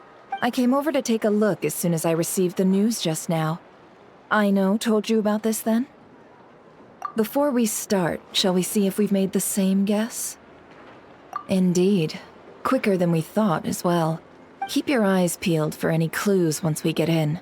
No need to jump to conclusions. But how are we supposed to get in at all? Just follow me.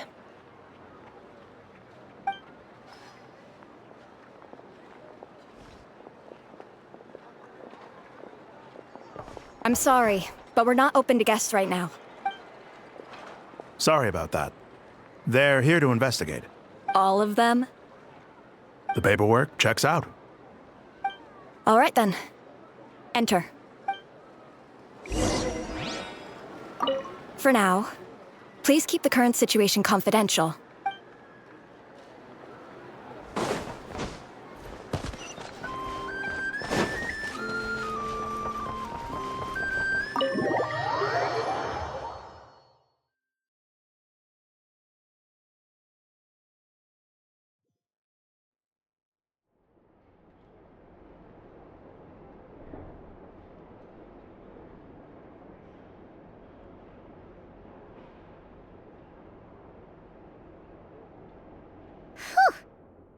Might have said this before, Nefer, but you sure do come prepared. Shishich, my old friend. Fill us in, if you would. Greetings. If you would allow me. The murder happened not long ago. The Sergeant Major was killed by a single piercing strike from a polearm. We have performed a preliminary sweep of the crime scene to facilitate investigation. No obvious signs of a violent struggle. No damaged doors or windows. The culprit must have used some other means to enter the room unopposed before performing the deed. Entering unopposed? So, do you think there's a chance that the culprit would usually have right of entry?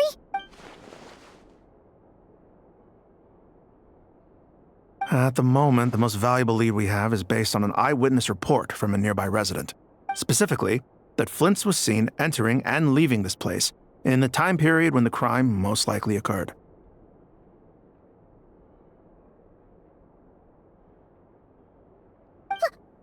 Flint's? We have tried to contact him, but he has not replied. Very odd indeed. So, he's the prime suspect right now, right? To be honest, I'm not particularly inclined to believe that this was an inside job. Flint's can come across a bit eccentric, but he does well in missions on the whole. He also had no disagreements with the Sergeant Major that we know of. So he lacks the motive to commit such a terrible crime. But neither the eyewitness report nor the nature of the fatal wound itself are in his favor. So we are looking for him at present. Looks like there's not much else to dig up here. Let's go outside and discuss what we've seen.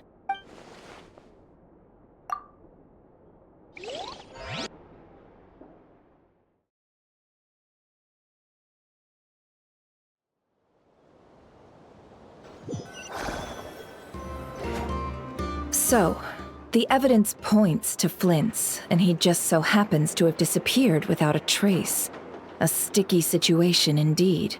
We know that this Flint's could have been Rerir in disguise, but we lack the evidence to prove this to anyone else. Furthermore, Flint's has left us with many questions, all of which will require a reasonable explanation. Yeah! He said he would report back to headquarters, but it seems he hasn't gone at all. What could he be doing?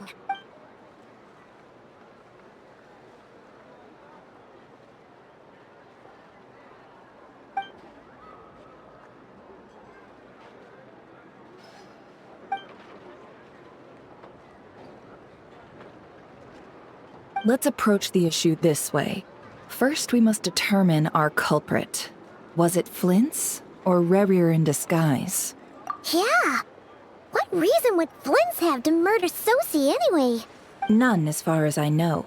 And even if he had a motive, it would have been easier to do so out in the wild, rather than in Nasha Town. Yeah! They would have often gone out on missions together. Plenty of chances there.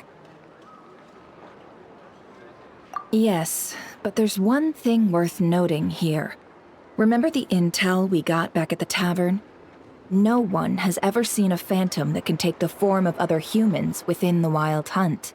This means that he has been hesitant to abuse this ability, or allow it to become common knowledge, likely so that he could act in secret under other guises. But no matter what, borrowing identities comes with risks, right? What if you bump into the person you're imitating along the way? Precisely. In other words, his goal must have been worth the risk, similar to how he came in disguise to obtain the moon marrow. He likely knew then that the real Flints would not appear and get in his way during this time. We'd have to ask Flints ourselves, I'm afraid. But we shouldn't jump to any conclusions here. We can't discount the possibility that he might actually be the murderer himself. Not yet, at least. And there are other, less likely scenarios. For instance, Rarier may have already killed Flints long ago and been living as him for some time now. Yes, that is our ticket to a breakthrough. Then we've got to find him before the Lightkeepers do, or we might never see him again. Steady now. Our friends should be back soon. We've tracked him down to a beach north of Nasha Town. The Wild Hunt is present too, so we're putting a force together. I'll have you know that this is top secret information I'm leaking here. Don't worry, you'll receive a top-class reward in return. The beach is all yours. I'll stay and slow the Lightkeepers down. Things might go south if you bump into one another. Oh right, before we go, should we reveal Rarier's secret? Since he's trying to keep it all hush-hush, why don't we just pull the curtains on his little trick? That'll teach him to sneak around pretending to be other people. Hey, why are you laughing? Oh, I was just imagining how satisfying that would feel. But I'm afraid this revelation would only stir up more chaos. Setting aside the matter of evidence, some may trust Flint's on our account, whereas others would suspect him on account of his behavior. Tossing him into a swirling tumult of public opinion like that might just give Rarier more opportunities to capitalize on. And think about it. Once people learn that he can masquerade as those they trust, would they continue to welcome friends into their homes with such open hearts? Unease grips the hearts of those in Nasha Town already. We should avoid throwing more fuel onto the fire. Yeah, you're right. You've really thought of everything, huh? Nothing for it, then. We've just gotta find Flint's. Indeed. But just in case, let me stress once more. We should neither be excessively afraid of Rarier, nor trust in Flint's too lightly. This light source is of special Lightkeeper design. It provides illumination within Wild Hunt anomalies, and can briefly dispel the abyssal fog within. Oh, right. We'll have to deal with that mess, too. Yeah, this'll be important. Thanks a bunch, Nefer. You're welcome. I've charged it to your account, by the way. Hey, you!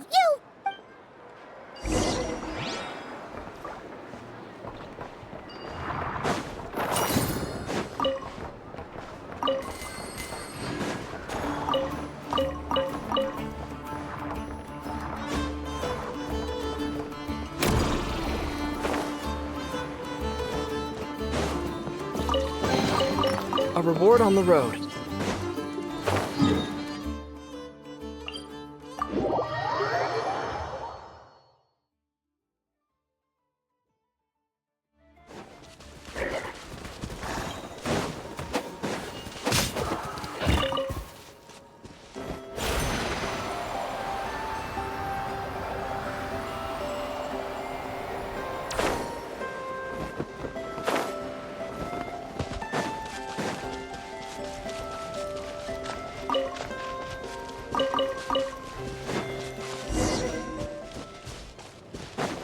Whoa!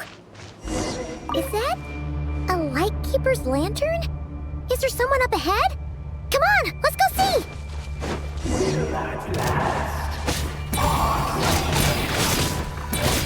Monsters!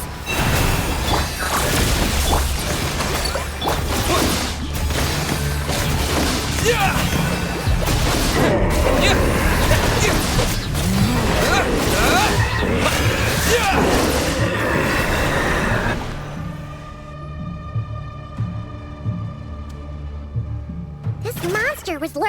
the lamp. That must have been a planned ambush. We're not falling for that again. There's something inside it. Some small device. Huh? Why isn't it giving off light anymore? Is it broken? We better take it with us.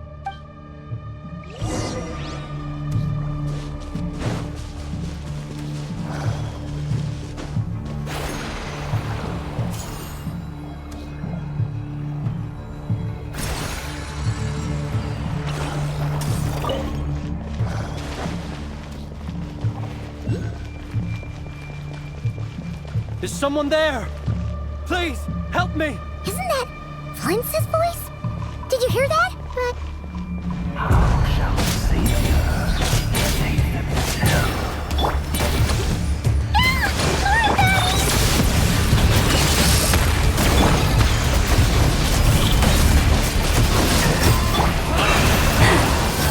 One heart.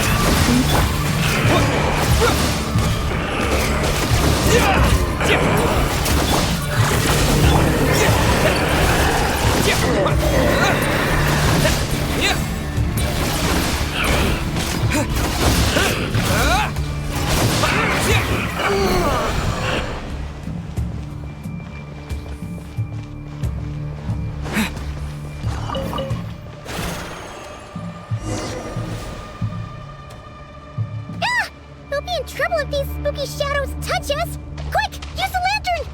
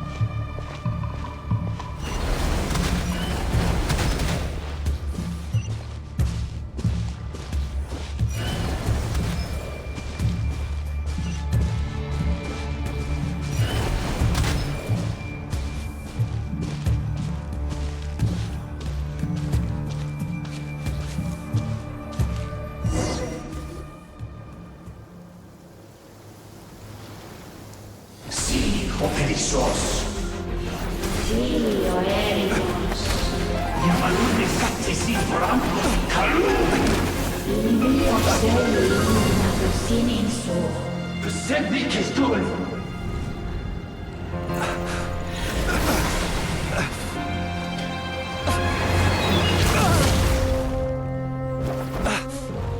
Hand it over. That was mine from the first. Tutonine torai desmerte. You're a fool. You again.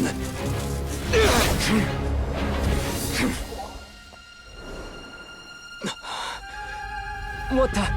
It's stronger than before.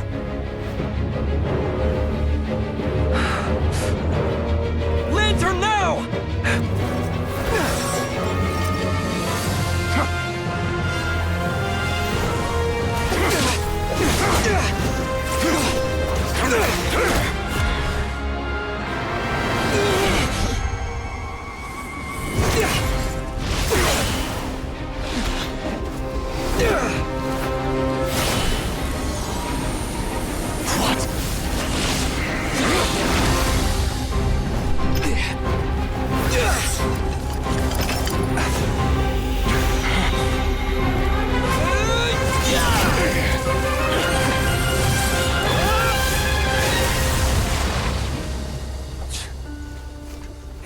escaped again. This situation speaks for itself, I presume. So, you were tangling with Rarer out here all by yourself. So, that vile phantom hiding inside the Wild Hunt has a name of his own. Yeah, you don't look so good.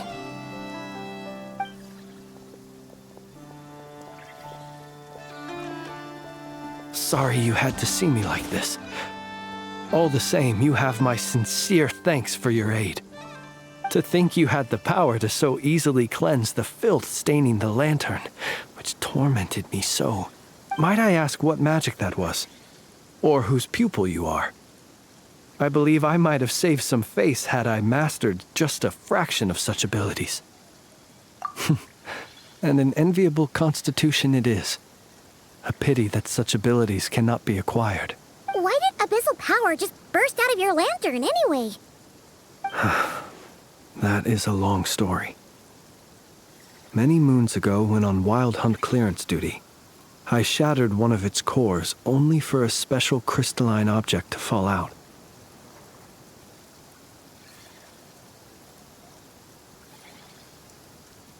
I sensed a power surging within it that was at once familiar yet strangely illusory.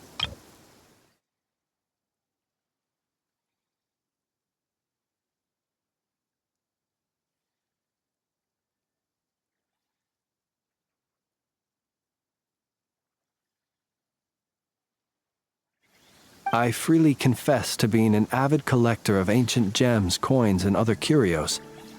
And curiosity it was that had me store this crystal inside my lantern. Afterwards, I wound up collecting a few more such crystals quite by accident, and discovered that they could merge into a single piece without my prompting. Though my understanding ends there. It was only recently that they began slowly emitting abyssal energy, which could neither be dispelled nor weakened. Is that what Rarer claimed belonged to him? That must be what he's after then! I concur. And here's the kicker. Before he was exceedingly weak. In fact, I've already beaten him several times, though I could not destroy him completely. But I noticed while engaging him that the crystal fragment would restrict my powers. As such, it occurred to me that I should hide it rather than tangle with him any longer.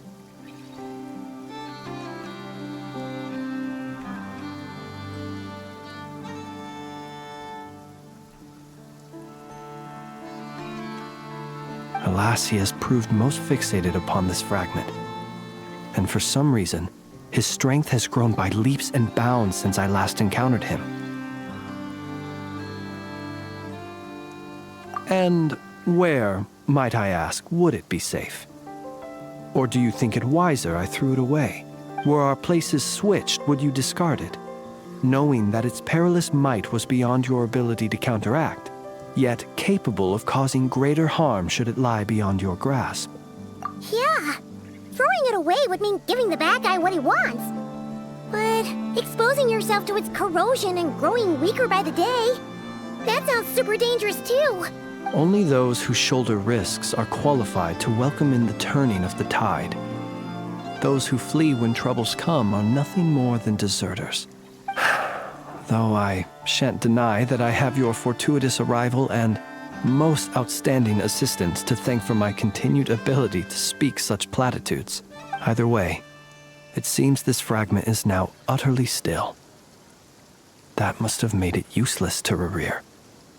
I doubt he would have retreated so readily otherwise. I imagine this wasn't the only reason you came looking for me, though? Well, no, but...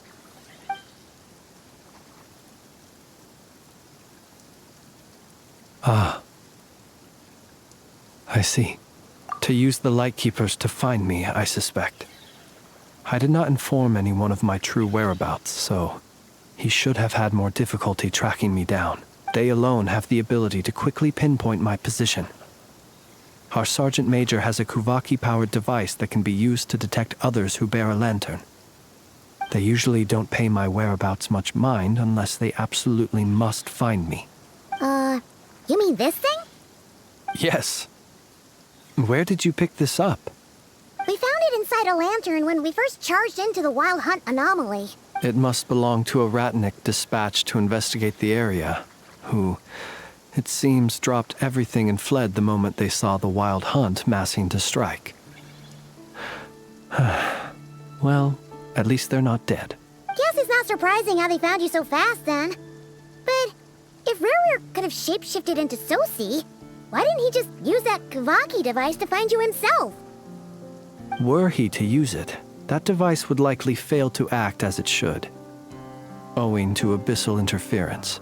Ah, guess that explains it. So not only is this Rurir ruthless, but a purveyor of dirty tricks too. You might not be familiar with Sergeant Major Sosi, but he put his heart and soul into every mission. Our deployments are subject to orders from headquarters, and his orders were to be stationed long-term in Nasha Town. As such, he was very seldom able to go back and visit his family. He worked so hard, seeking to produce excellent results that might convince them to transfer him out. Oh. But every year they would say, wait a little longer. Wait a little longer. He often wondered if it was because he was lacking somehow. In truth, everyone had nothing but the highest praise for him. But good work does not always lead to good outcomes. The higher-ups would think, he's doing great where he is. Let him stay there forever. A most convenient choice for them, at least. Whereas his subordinates would think, wouldn't it be a shame if we were to lose such a talented, easygoing boss? So he waited. And he waited. Until the world closed its eyes in the depths of the night, and a lantern was slowly lit for him alone, that no one could see.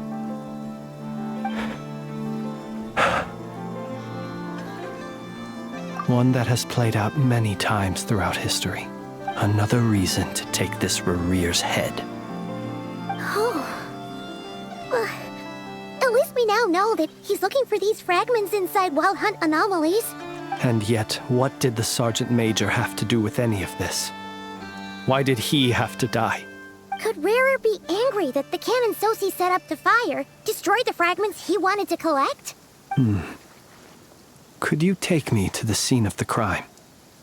We shall just have to exercise some discretion then. Come on. Let us be on our way.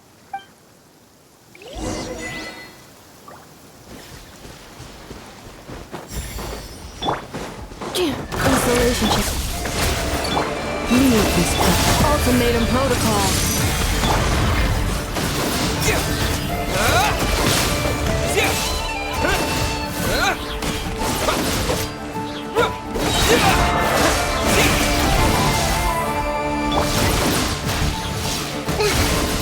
Allow the billowing surge!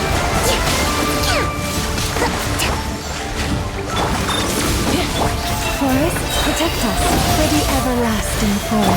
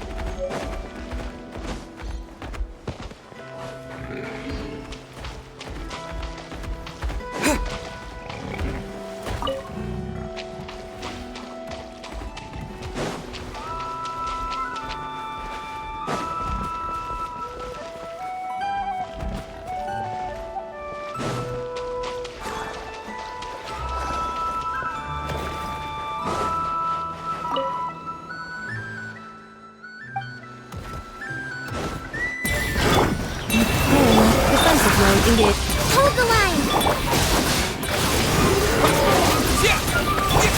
preparing for dust-up.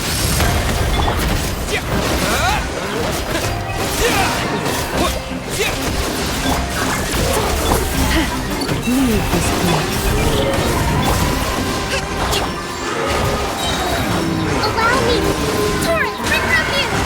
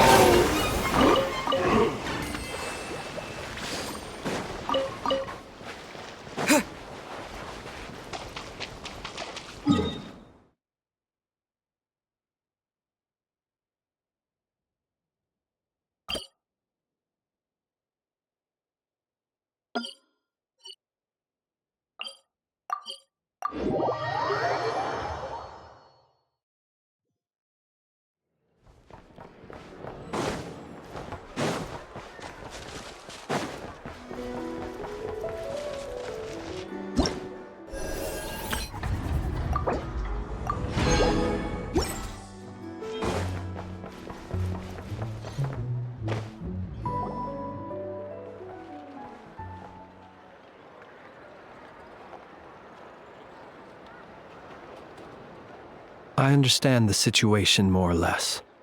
Much has happened, I see. Either way, I suppose we were lucky not to receive a warm welcome on the way over here. It seems my fellow Lightkeepers do not wish to make this case public just yet. Yeah. Guess Nasha Town's already been enough of a mess lately.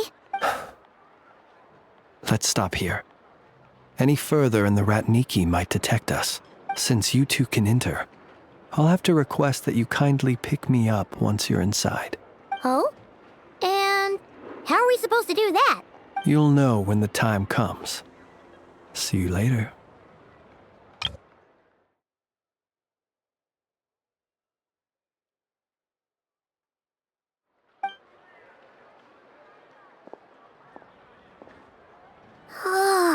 Still acting all mysterious.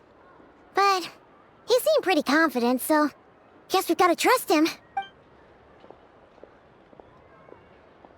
Hello?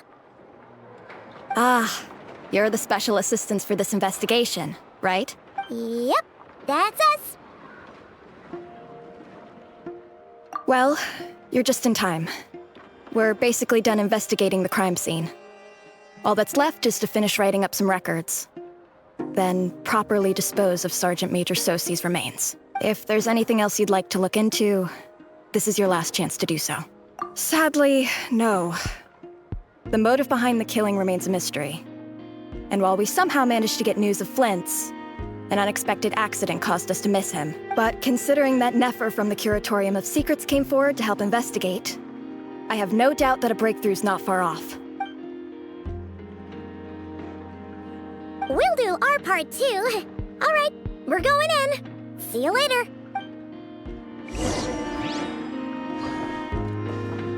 For now, please keep the current situation confidential.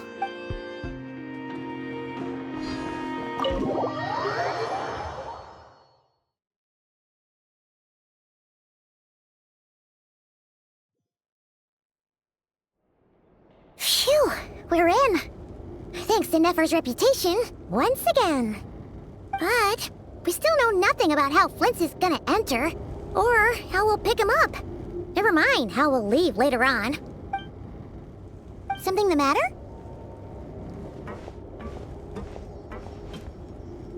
Huh. That looks like Flint's lantern. But where is he exactly?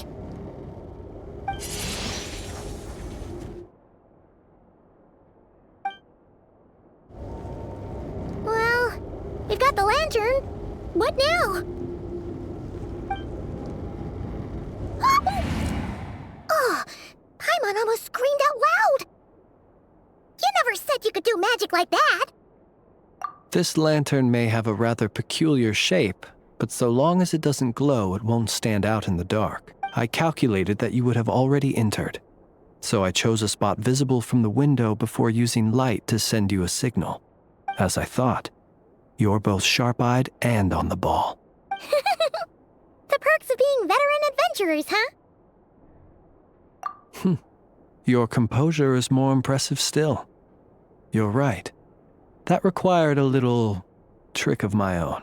But let us leave such trivial topics for a more relaxed moment. Our time is limited, after all.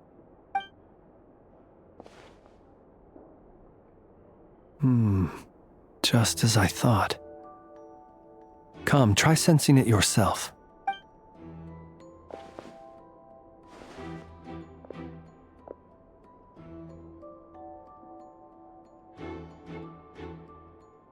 Identical powers must flow from the same source.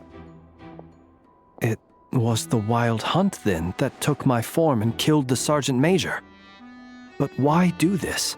To sow chaos by depriving the Lightkeepers of one of their commanders? If the Wild Hunt's true form is powerful enough to stand against the world as you claim, I fear not even the full force of Lightkeepers could stand against him, let alone the handful of us stationed in Nasha Town. He would have no reason whatsoever to pick quarrels with individual ants. Let's look again more closely. We must leave no stone unturned.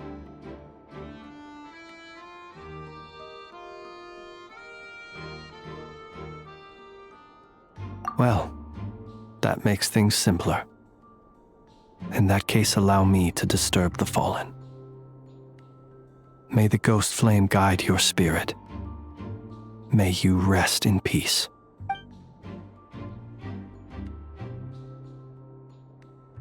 When we fought, he seemed like quite a reckless foe. Certainly not the meticulous mastermind type. Yet here we are, grappling with this enigma he has left us. Oh, if we can't get any leads, we might have to go back and find Nefer. Oh, the longer we're stuck here, the likelier he is to achieve his goal. Ugh, this is so frustrating!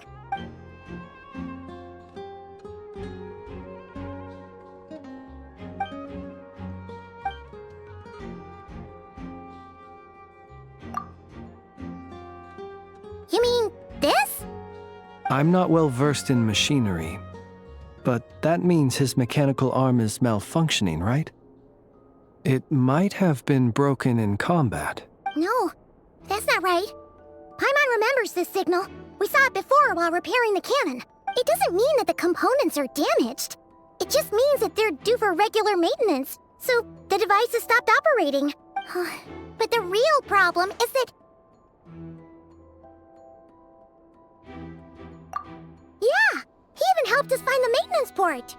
It could still be a coincidence, but considering it hasn't been long at all since we were repairing that cannon... The Sosi you met could have been Rerir in disguise. In other words, he played the Sergeant Major before disguising himself as me. That's right! If only there were some way to prove it.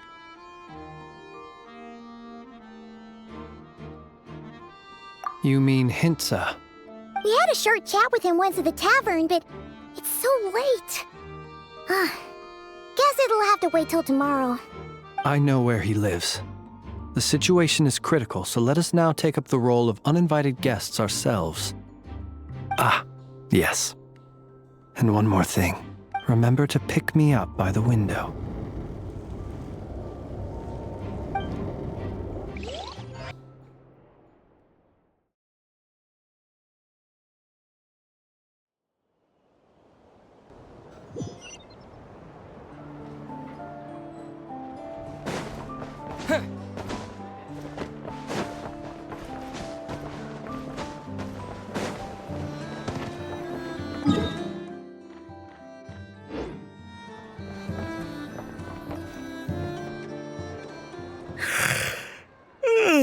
Oh, it's you two. And Flint's. Given the hour, I guess it must be an emergency? It is indeed. Our sincerest apologies for interrupting your rest. We are investigating a certain matter in connection with Sergeant Major Sosi. We'd like to know if he has sent you a request for maintenance to be performed on his mechanical arm. Sosi. Oh, so the rumors I heard, are they true? You know what? Forget it. I'm sure it's complicated. No further questions from me. Just a moment. I need to check my records. Thank you for your understanding.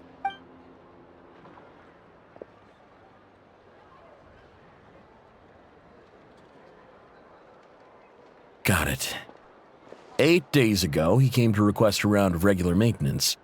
But as it happened, I had run out of the required components. His mechanical arm is especially sophisticated, having been designed by Aino personally.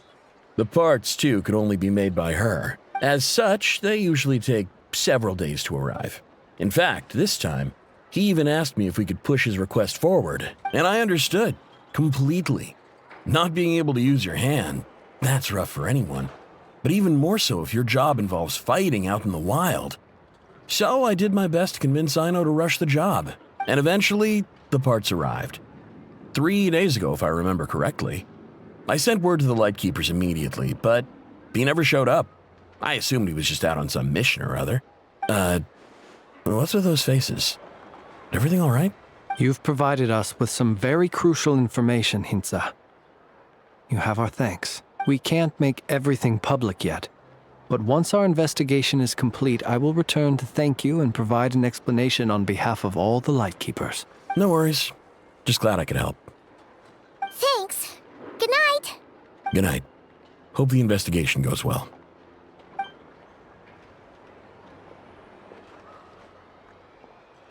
It seems that it is as we guessed. The Sergeant Major Sosi you encountered while repairing the cannon was actually Rerir in disguise. 8 days ago, he had yet to act. But at some point after that, he attacked and imprisoned the Sergeant Major. With the immense gap in strength between them, the job was finished in a single blow. And thus Rerir had no opportunity to discover the malfunctioning mechanical arm. Perhaps his mastery of shapeshifting extends only to outward form, and not therefore to complex internal mechanisms.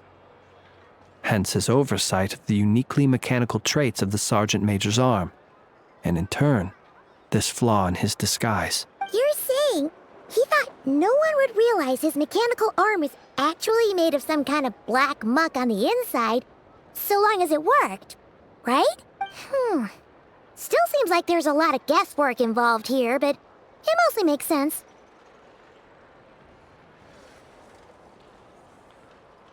This also has me stumped for the moment. The cannon has always been used to destroy the Wild Hunt, and it works as intended, but how would that help Rerir exactly? Assuming he plans to collect the fragments within Wild Hunt anomalies, firing the cannon works against him, since it would blast those fragments to smithereens. So we solved one mystery, only to dig up another. Whew. This is getting Paimon kind of down. And sleepy too. Yes, I'd say it is high time we took a break. Seems like there's a lot left to investigate. We'll have to fight Rerir eventually. And we'll do a poor job if we're not well rested. Yeah, we should totally get some sleep first. A reasonable suggestion. I have no doubt that my quarters have been turned inside out by now, at any rate. My colleagues have never failed to live up to my expectations of their discourtesy. Well, guess we'll just have to pick you up as usual. That would be good, yes. Feel free to put the room costs on my tab.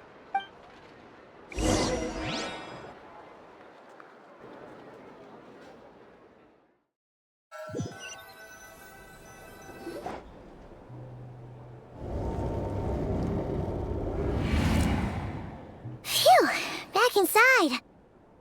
We can finally take a breather. Okay, Paimon. In and out. I suppose we could all take a moment to unwind. As I recall, our first meeting took place not far from here. Ah, the nostalgia. Had you already sensed the unique power within my lantern at that time? I see. Words truly do fail to capture your superlative insight. Fortunate then that abyssal energy was only leaking from the fragment in minuscule amounts when we first met. Or I might have been in for a real interrogation. Yeah, hard to say how that would have played out. We've had a whole bunch of unpleasant run-ins with the Abyss. You mean to ask why I'm going this far to oppose him? Well, as a Lightkeeper, I'd say I'm simply doing my job. Yeah! You're covered in more mysteries than Paimon could shake a skewer at. You can't just get out of explaining yourself by making lame excuses. All right. I suppose I do owe you some honesty. Whether out of gratitude or the need to build trust, your deductions have been quite correct. Should one wish to conceal oneself within a lantern, elemental power alone is not enough. You know humans well, and naturally you understand their limits. But some things that humans would consider difficult are quite normal in the eyes of non-humans. So, you mean you're one of the latter? Have you heard of how Snezhnaya was once the realm of the Fae?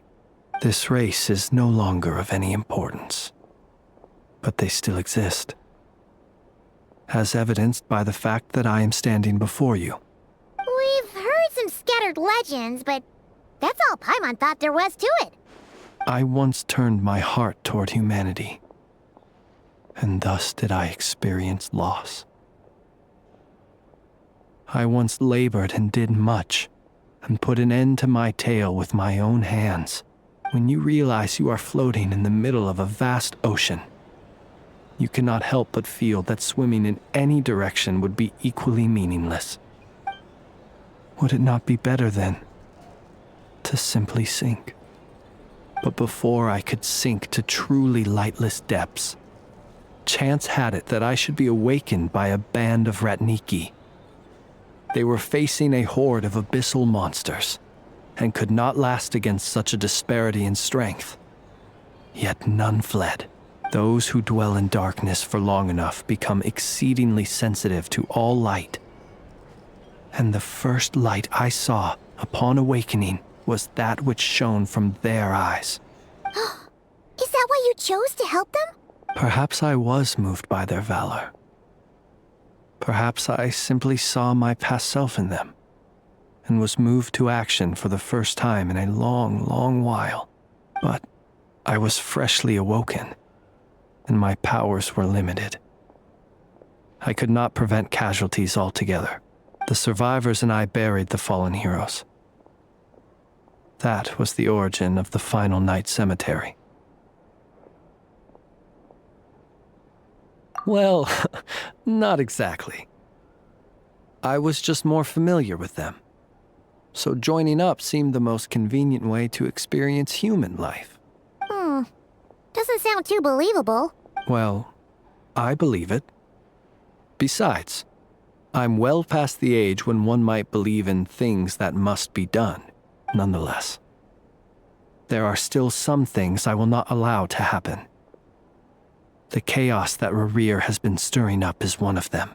Tomorrow I shall go and check our records to see if I can find any connection between the Wild Hunt, Rerir, and the Cannon. Will you need us to get you where you need to be? Oh, I'll be fine. I keep a backup copy at my residence in case of emergencies. Can you even go back there right now? Won't there be Ratniki watching it? Thanks for the reminder. I believe they'll have checked my place, but they won't have stayed. All things are ranked according to their priority, and we lack the manpower for such an open-ended stakeout. And even if someone is waiting, I have ways around that. I am the master of my own house, after all. All right then, we'll trust you. We sure ended up chatting for a while, huh? I'm super tired now. But, you know, feels like we can breathe easier, now that we know you better. I didn't take you for the cautious sort. Anyway, I hope you'll help me keep this a secret. I'd prefer others not to know about my past unless strictly necessary. Nor do I want to attract more trouble on account of being a Fae. Paimon's lips are sealed too.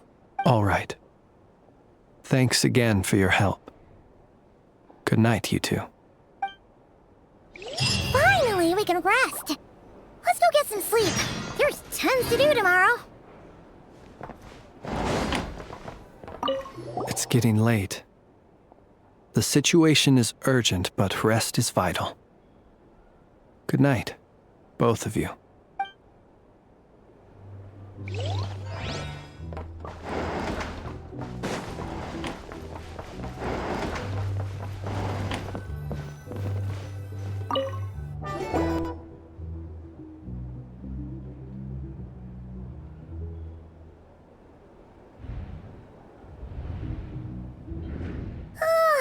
So much noise. What's going on this time?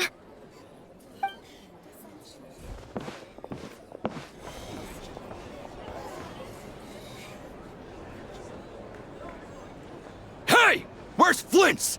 Is he here, or isn't he? We would be most obliged if you would pipe down a little, dear guest.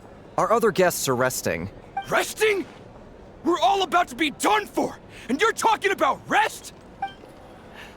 Flint's is a wild hunt shapeshifter, here to deceive us all!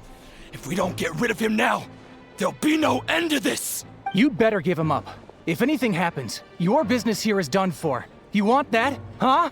Or are you in cahoots with him? You with the wild hunt too, huh? What happened? Did something leak out? But we were so careful last night. How did anyone see us?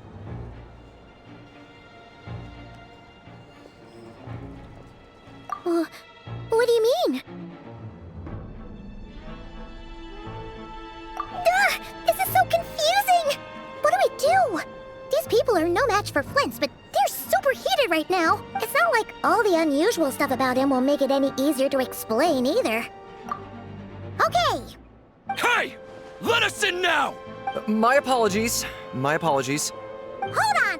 Calm down, everyone! What in Tevat is the meaning of this racket? Are you intent on depriving both the Voynich Guild and the Curatorium of Secrets of even a moment's rest? Boss, do we really have to entertain people who don't respect the rules? Call a few of your boys and have them thrown out. And what hole did you crawl out of? A watering hole, of course.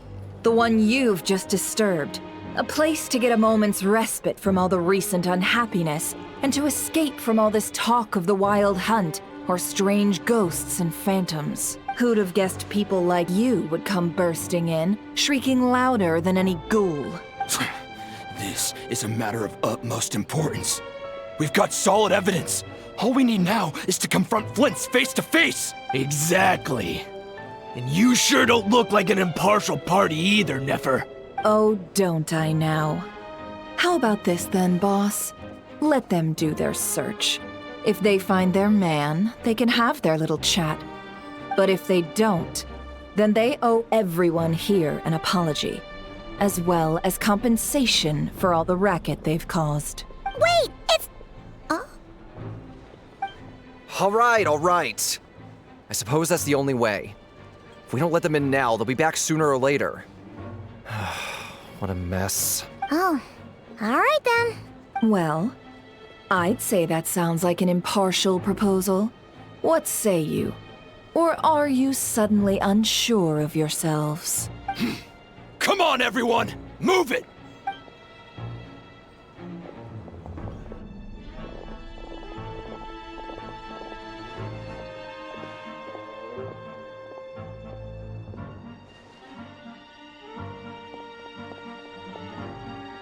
No sign of Flint's. But how can that be? Hasn't he always stayed here? Done searching, are we? Guess it's time to uphold your end of the bargain, huh?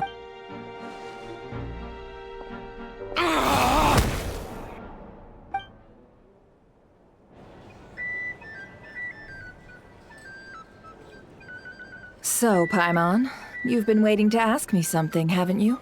Yeah, how did they even find us here? My inside man with the Lightkeepers informed me that you paid the crime scene a late-night visit.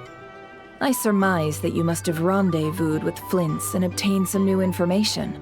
Then, early this morning, a group of people gathered at the town gates, news spreading amongst them that the wild hunt could disguise itself by taking on familiar faces.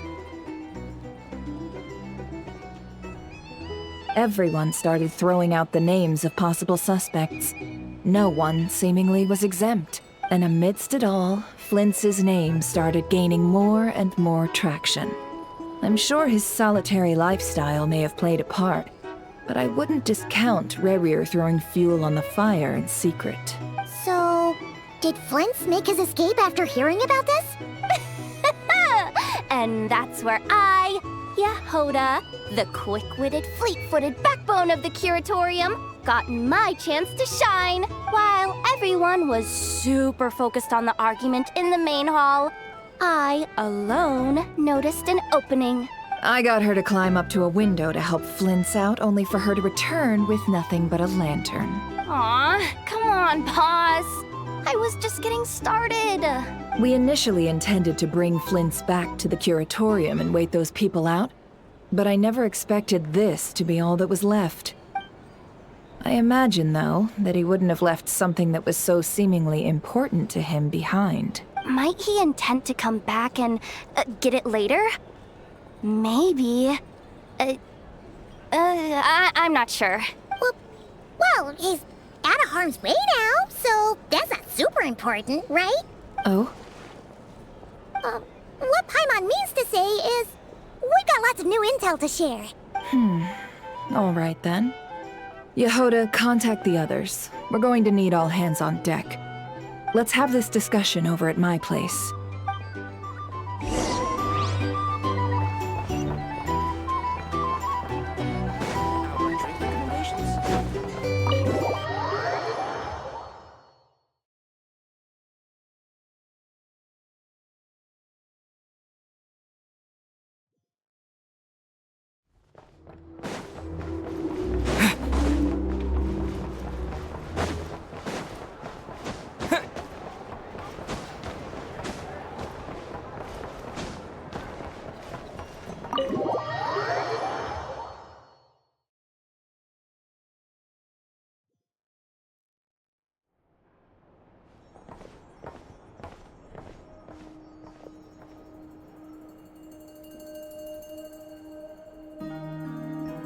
I see. So Flint's has a fragment taken from within a wild hunt anomaly. Is he gonna be okay now that he's on his own again? Earlier, he said that the fragment had gone still, so it's probably of no use to Rerir now. In that case, Rerir shouldn't have any reason to keep pursuing him, right? So, was all that ruckus back at the flagship just an act of spite? Or what? If I were him, I would have simply turned my attention to collecting other fragments. A reasonable course of action. Remember what we heard back at the tavern? The actual number of Wild Hunt anomalies destroyed has been greater than Lightkeeper records would indicate. Some of these must have been Rerir's doing. He must have been seeking more fragments.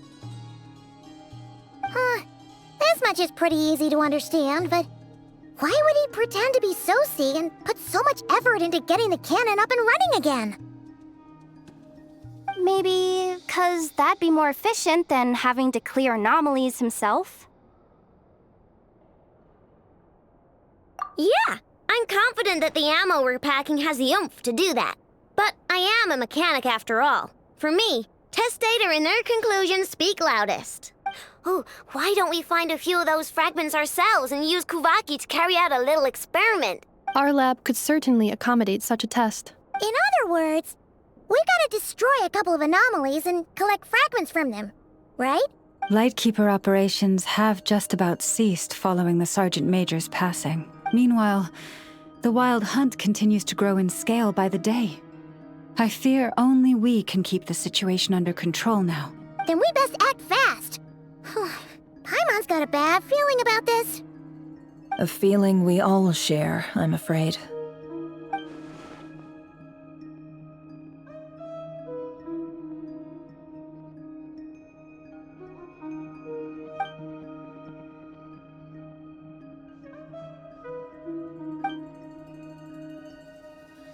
There are 3 Wild Hunt sites that must be dealt with urgently.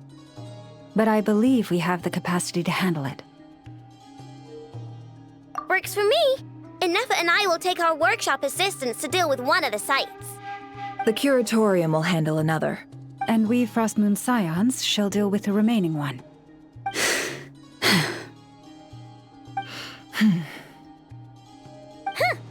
Paimon didn't think she'd ever get to see everyone here carrying out a plan together like this. Never mind you. This is a first for me, too. Let's head out then. We'll meet back up at my lab with the fragments.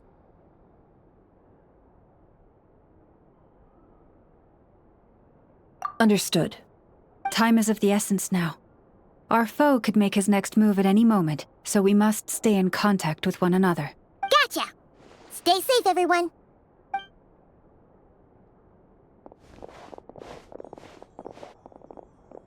Huh. Anyone seen the lantern? Has Flint's dropped by already? Well, considering what you said earlier, you know where we're going next, right?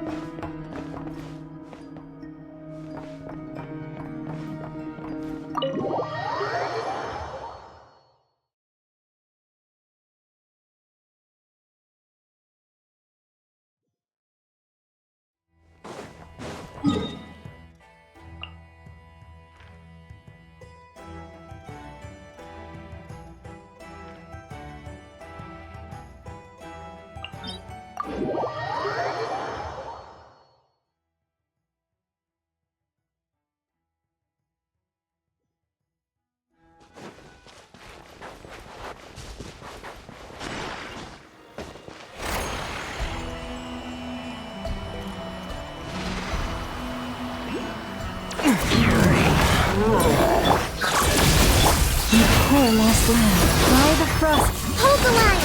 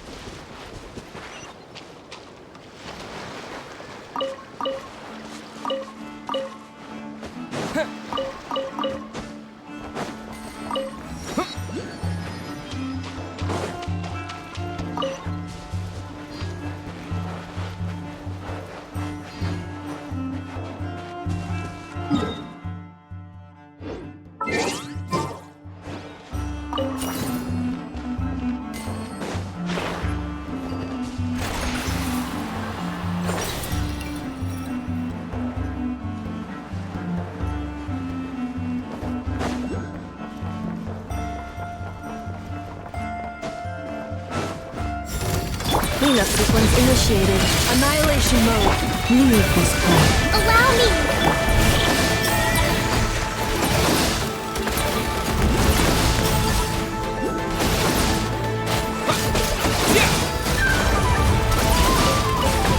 With one heart, we pray. Defensive mode engaged. Hold the line! Preparing for dust up. You poor lost... Covenant of the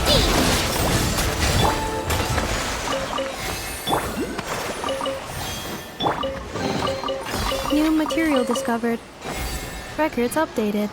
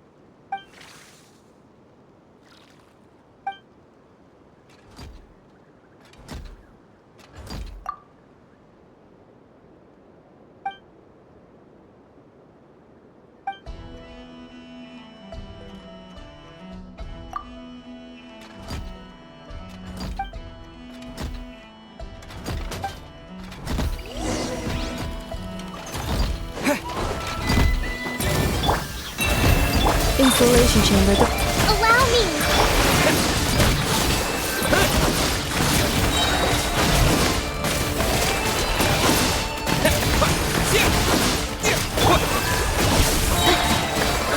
Annihilation mode.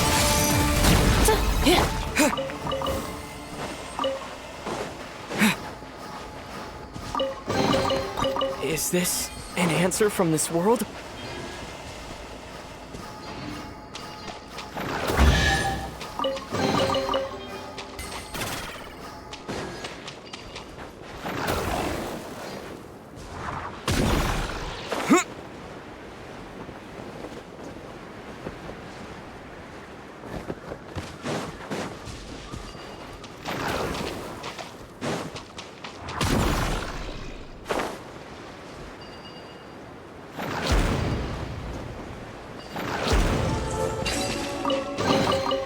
Is this an answer from this world?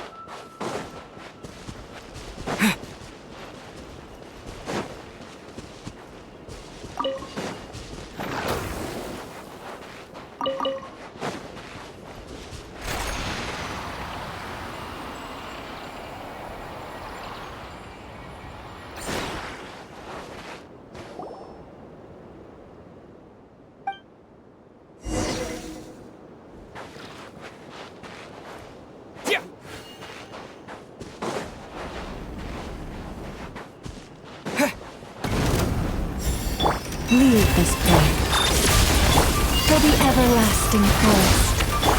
Hold the line!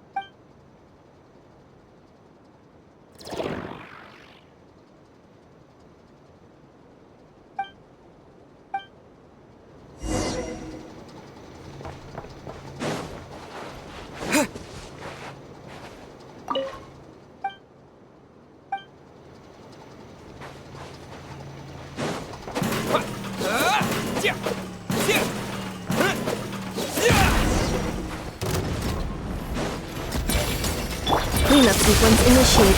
Forest, protect. Torrent, quick refuge!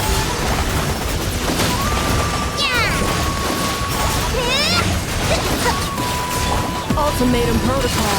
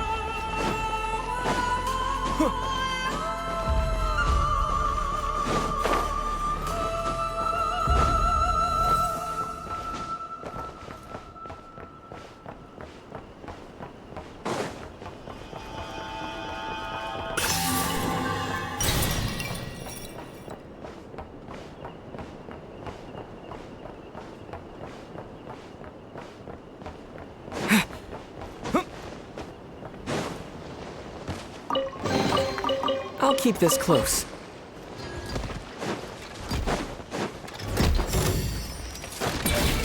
Leave this place. Insulation chamber. Allow me! By the frostman of old. Covenant of the Deep! Ha!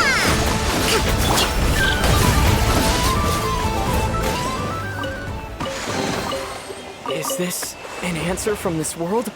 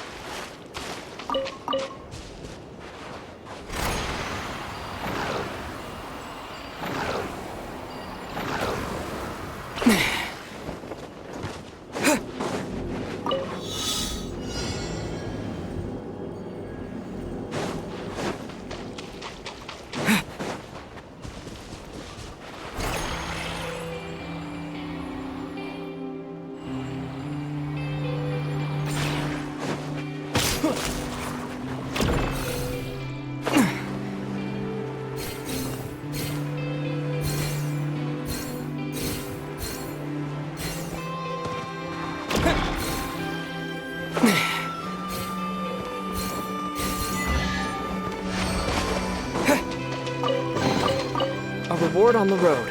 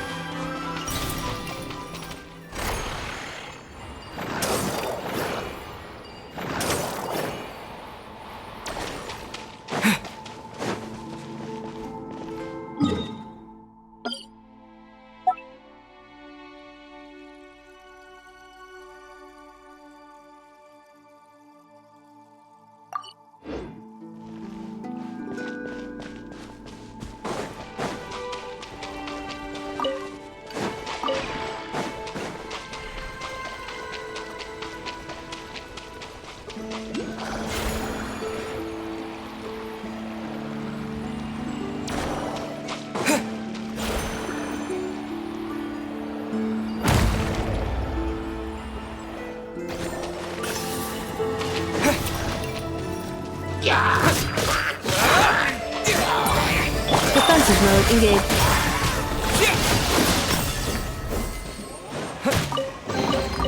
A reward on the road.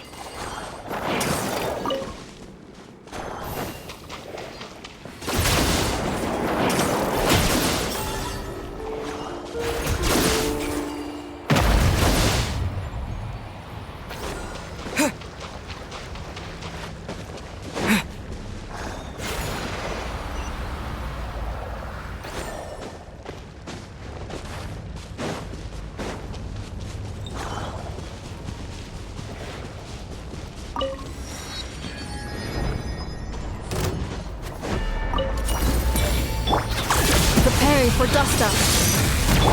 Forest, protect.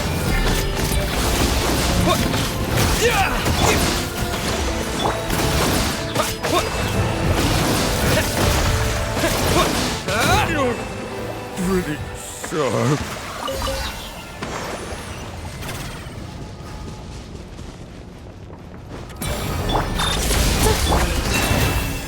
With one heart, we pray. Hold the line!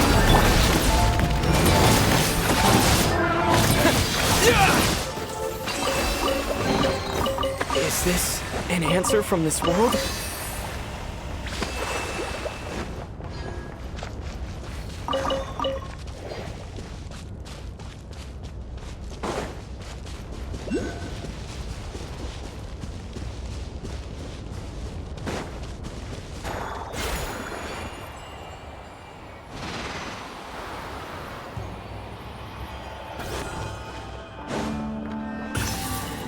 I'm gonna fix your skull! Cleanup sequence initiated. Ultimatum protocol.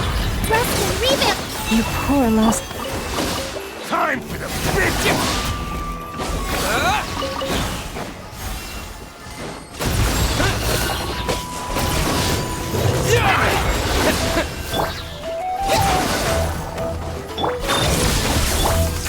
Receive my blessing. Billowing surge!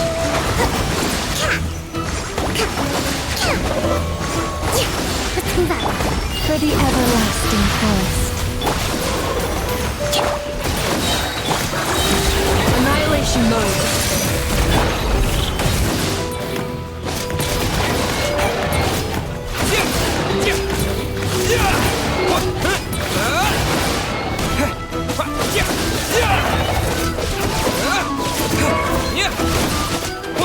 Cleanup sequence in Leave this place. Hold the line!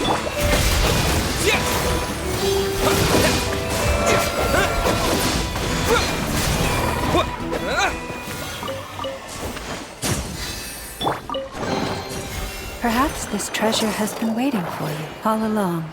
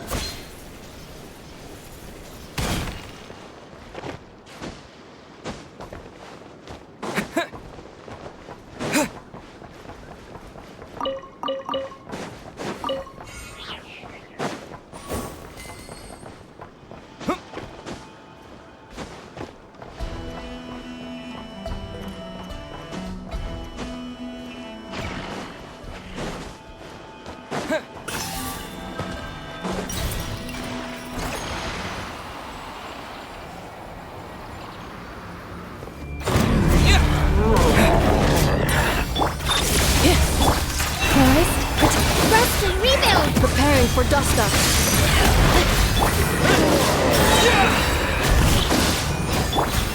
With one heart, we pray. Branches assault.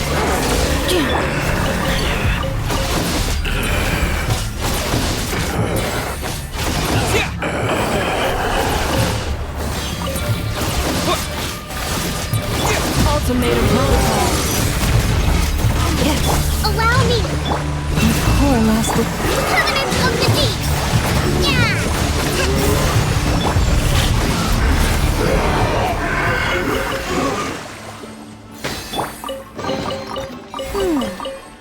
So this is the thrill of adventure.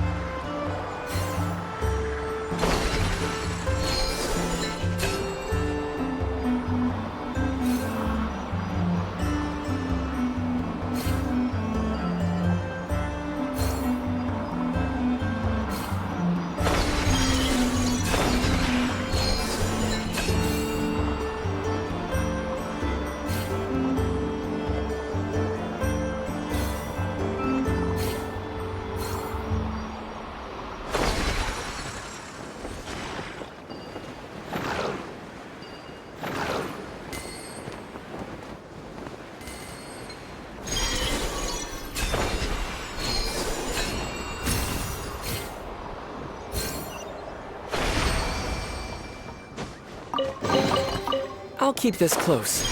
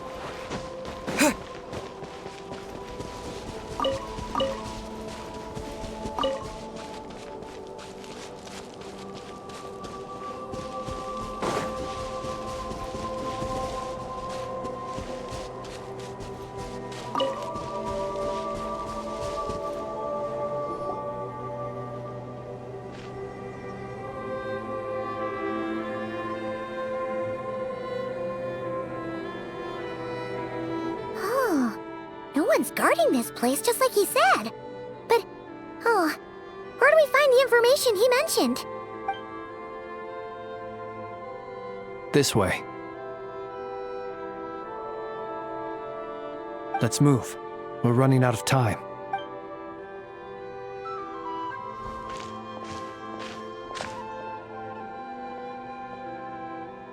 Ah! There you are! Okay, let's split up and make this happen. Or not! How are we supposed to read through this many files? Difficult, yes. But it is also our most efficient option to expose the true intentions of this Rarir. We need to dive into Notcry's history. Hope we don't land on our heads then. Ghost! That file suddenly moved by itself. This is a graveyard, right, Flint? Do these things just kind of happen? Many strange things happen here, but this is not one of them. But that file really did move by itself! Hey, come out! Don't scare Paimon like that! Wild Hunt Phenomenologue? Hey! Another file's moving! Are we being given hints? I feel no hostility. On the contrary, it seems we're being aided somehow. Really? Hey! Seriously, another one? Okay then. Paimon will read this one.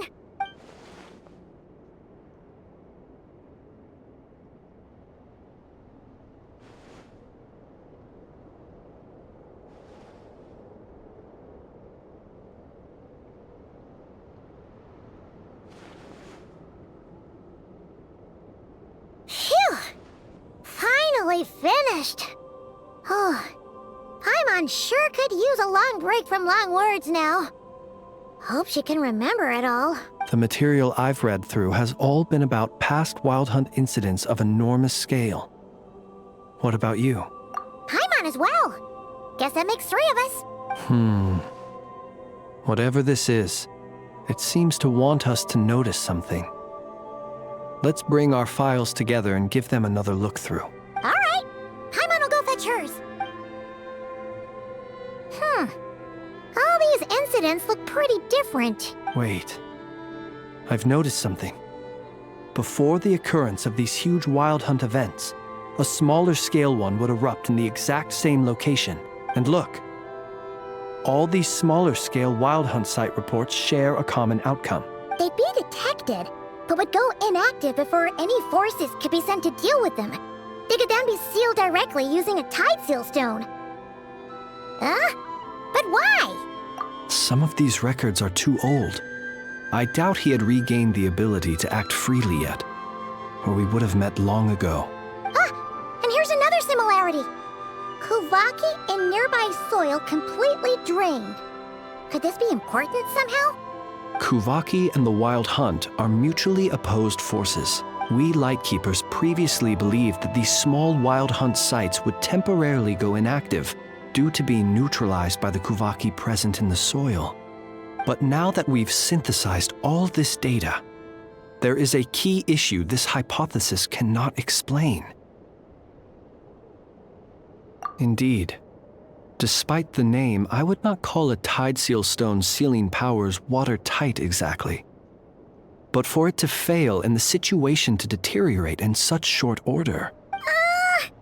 Paimon feels like she's almost got it.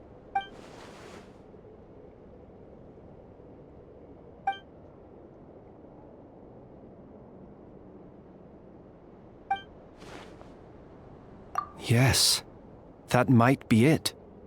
It could be that when Kuvaki and Abyssal energies meet, the stronger side will suppress the weaker one. And while Kuvaki can indeed destroy small-scale Wild Hunt anomalies, should Rarir be strong enough, the Kuvaki might be his for the taking instead. Paimon kinda gets where we're going with this. What are you referring to? We had a real close encounter with the Abyss in Netland. It's a force that tries to taint everything. It's hard to explain in detail, but basically, your reasoning makes sense. Was there a gap between him pretending to be Sergeant Major Sosi and the cannon being fired? There was. Aino needed to make some adjustments after we finished those repairs.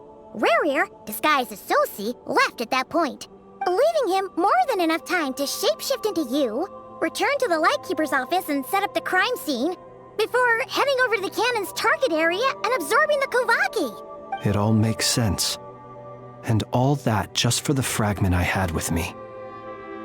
It begs the question, what makes it so special that he needs it so badly? That's odd. We shouldn't have any guests. I'll go take a look.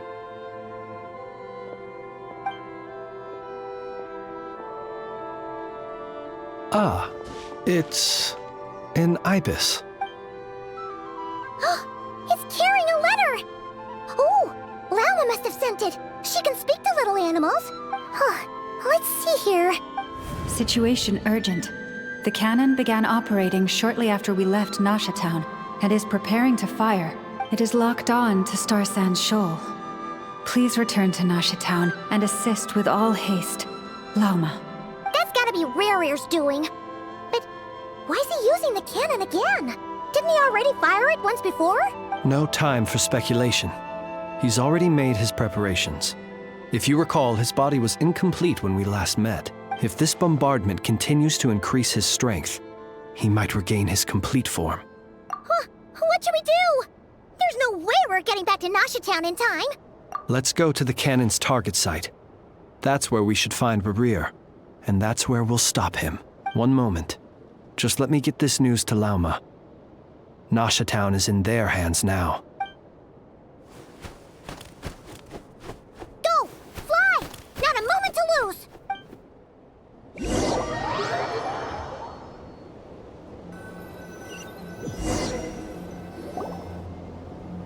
You're here, as expected.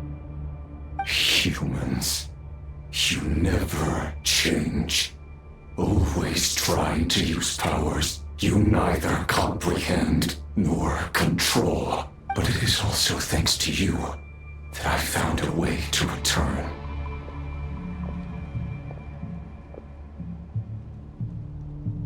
You've messed with the cannon again, huh? Sorry, but this round's not gonna go your way. Such faith in your companions. But will the inhabitants of Nasha Town understand why they wish to stop the cannon? I think not. When all they see is the wild hunt surging up everywhere they look, the cannon must seem like their only lifeline. This is the truth I have revealed to them. They did this all of their own volition. The zealous worship of power leads only to annihilation of equally zealous proportions. True power does not heed the commands of the weak. You were waiting for us to leave Nasha Town then? Of course. I imagine the one you call Aino would have managed to stop the cannon otherwise. Shame, then, that you proved one step too slow. In their folly, the townspeople will bar the path of all who seek to stop the cannon. And your kind-hearted, weak companions have not the stomach to deal with them. The cannon will not be stopped now. Well, sir, you look most pleased with yourself. In that case, before you put us out of our misery, I would like to ask you a question, if I may. See this fragment? It once haunted your dreams, but now it seems useless to you. What is it exactly? That is my corpse. Sorry, what?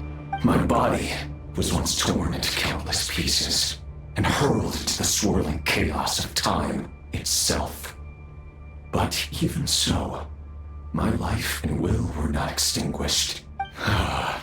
Every last fragment calls to me. Sooner or later, They shall welcome my return. What are you even saying? Huh. So the terror of the Wild Hunt was in fact caused by scattered pieces of your corpse. I guess they don't call you one of the 5 sinners for nothing. Serendipity guided the fragments to construct an incomplete version of myself, upon which I began collecting more within Wild Hunt sites across the land. But each time, the fragments I obtained were hardly worth mentioning, while that which you hold in your hand was my heart. So that's why it responded so strongly to you.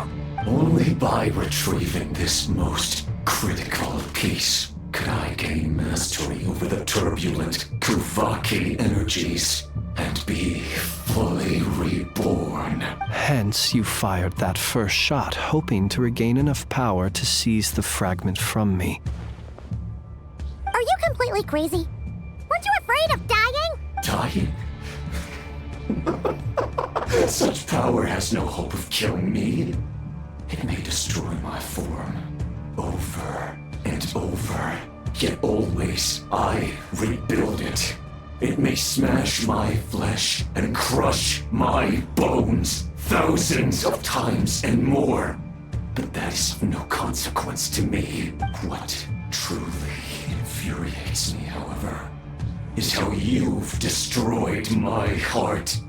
All that suffering, everything I endured, and all for nothing. I've adapted to the strength and flow of this Kuvaki. The next cannon shot will multiply my strength immeasurably. It will not be a full restoration, no. But it will be more than enough to destroy any in this world who stand in my way. Still, I suspect the Kuvaki will have rendered you down to nutrients for my consumption well before you have the time to kneel before me. Traveler! Behind you! Look at that light!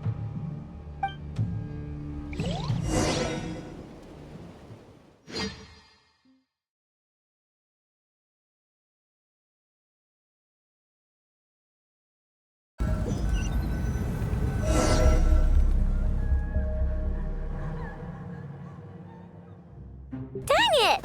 Who fired up the cannon without my say-so? Its defensive barrier has also been activated, likely in anticipation of interference by malicious actors. The air is thick with fear and anxiety. It's spooking the birds and beasts. What exactly is going on? You're here. Looks like this was all part of Rarir's plan. Not only did he plant seeds of suspicion in people's hearts, seems he's now igniting them. Yehoda's gone in to scout out the situation. She'll be back any minute. I'm back! I'm back! Oh, it's bad out there. Rumors flying everywhere you turn. Something about the Wild Hunt preparing to spawn a wave of monsters, the likes of which we've never seen before. But that's not even the worst of it. Lots of folks don't even believe the cannon can prevent this crisis, so they're getting ready to make a run for it. Others are trying to make a quick buck out of this whole mess. How could they still be thinking about Mora when such a catastrophe is imminent? Unprecedented danger brings unprecedented opportunities in its wake. A chaotic situation can bury much wrongdoing. Even those who flee without reserve put themselves at the mercy of the divine. Is it any wonder, then, that some will aim to profit? After all, a gamble that might rewrite one's entire life is hard to come by. Even so. Well, seeing as you disapprove of their actions so strongly, Lady Moonchanter, I suggest that you be the one to handle them. Not like that's the only major problem on our plate right now. Affirmative. We must quell the chaos in Nasha Town as soon as possible. Also, the unexpected activation of the cannon entails a high risk of incorrect operation. This must be stopped in a timely manner. Well, about that, people have been talking about how someone might come to stop the cannon. They've decided they won't let anyone in. What? I made that thing! They can't just take it from me! Let me over there! What are they gonna do? Stop me? They might, if Rarir has already formulated some countermeasure. For example, he might have spread a rumor that the Wild Hunt would take your form.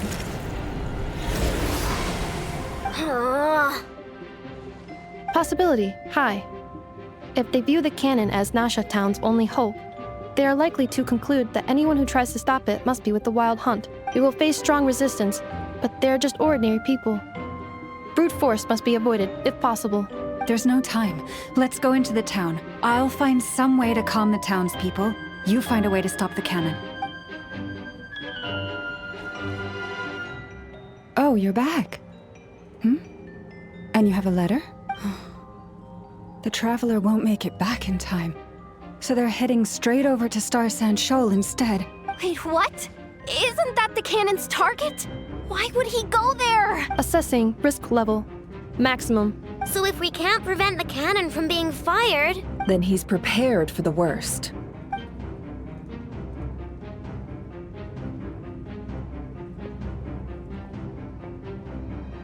And we must ensure that his trust in us is not misplaced. Let's go.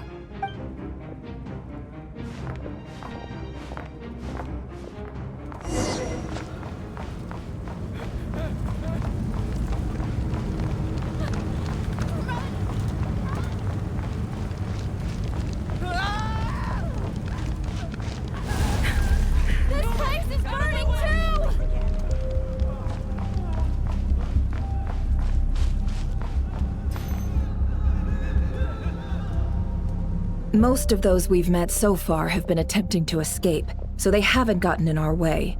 But it won't be so easy from here on out. Looks like they formed groups to protect the cannon. If they believe that we're with the Wild Hunt, we'll have no choice but to force our way through. Is that Lady Lauma? But are you really her? It's you, Rixa. I believe you recognize this power. Having lived on Hisi Island for so long, it is not something that anyone else could imitate. I do, yes. So it really is you, my lady. But why are you here? Really, I believe you, but the others, well, they'll be on high alert. The townspeople have been misled into believing that they needed to activate the cannon. I am here to stop them. But... I know what you wish to say. Our island and Nasha Town have never had close ties. There should be no reason for me to intervene. But you chose to leave the island. You had the resolve and the courage to start a new life. It is unfair, unjust, that you should be dragged into this mess just as that life was about to begin. I seek to redress this injustice, not only for you, but for everyone here who wishes to live their lives free from this chaos. Please, have faith in our long-standing friendship, and that this is where my heart has led me. Thank you, my lady. Thank you. Please help us. Then come. I need you to step forward alongside me, and to do your part too. All right, I understand. Seems we chose the right person for the job. All right, everyone. Let us meet again later. Huh? You're not coming with us? We won't be able to calm this storm by our power alone. As such, I'll need to contact some... let's call them friends in high places, shall we? Let's go, Yehoda. Okay. See you again, everyone! That is, if we can.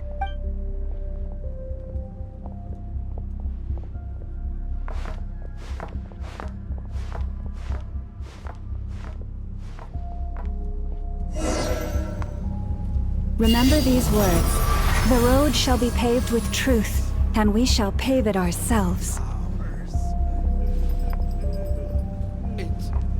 It's you, Lady Moonchanter. It's her, everyone. It's her. You're right, my lady. At times like these, we must rely on ourselves.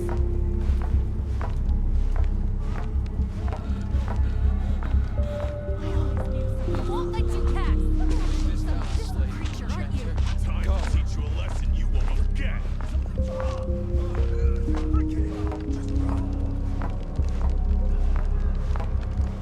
Please, calm down. They are clearly innocent. Thank you. mind your own business.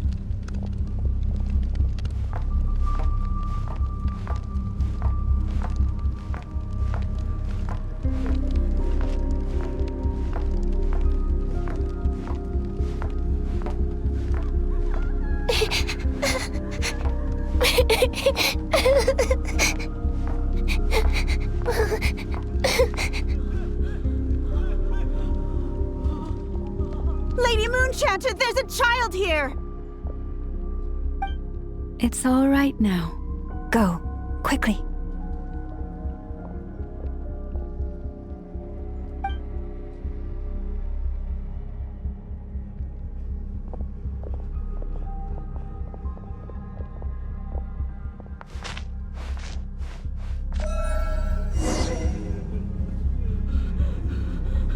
You wretched monsters! You're not getting anywhere near the cannon! The monsters you fear do not exist here. The madness you have fallen to has been the source of untold disasters. You think we had a choice? Destiny is no excuse for greed and destruction. The choice has always been yours to make, and it remains so, even now.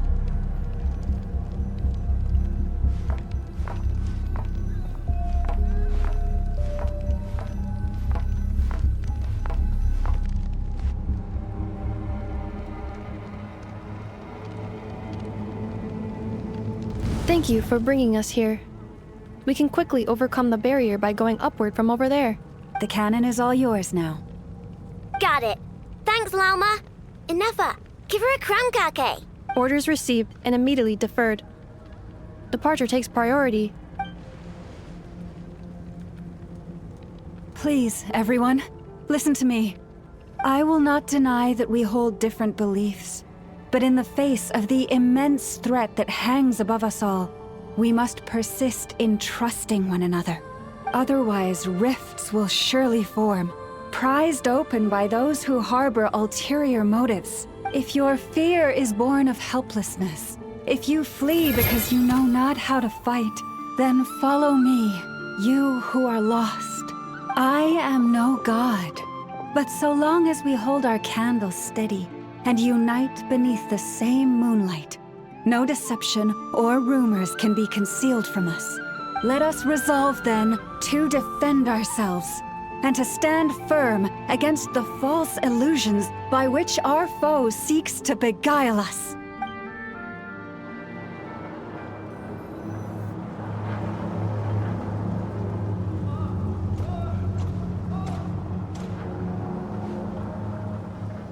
Let's go, Inefa. This way up. This is making me dizzier than I expected. Adjusting route. Make ready.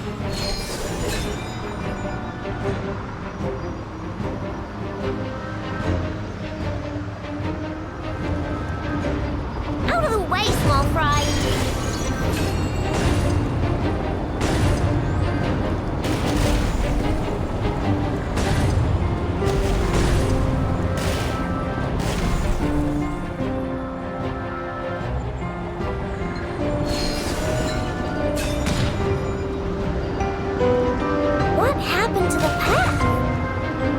Track missing. Fall imminent. Come on, come on, come on! And get out of there! Whoa, nice! Preparing barrier breakthrough. Brace for impact.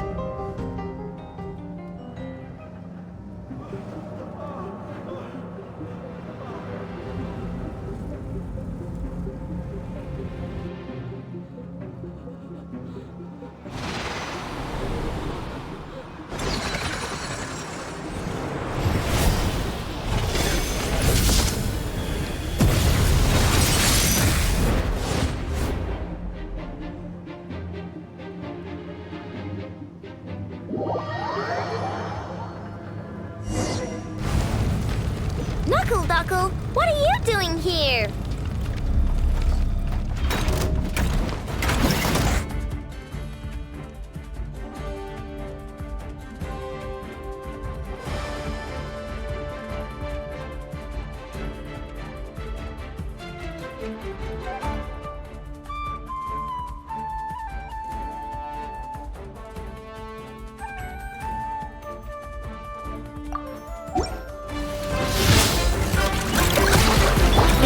Isolation chamber deployed. Preparing for dust-up.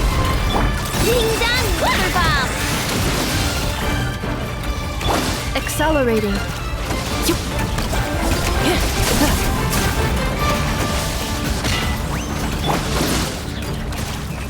Chew on this! Cleanup sequence initiated. Look! A rainbow!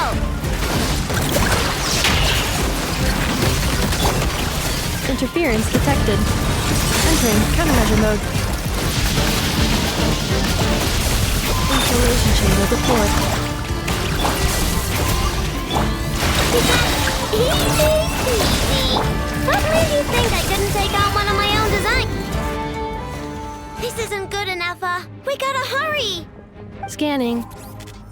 Kuvaki ammunition fully loaded. Preheating complete. The cannon is going through its final pre-fire checks. Oh, alright. Let's hit the emergency brake. Assessment. Not enough time. Emergency brake will cause internal explosion of stored Kuvaki. Damage assessment. Incalculable. Nasha Town likely to be blasted skyward.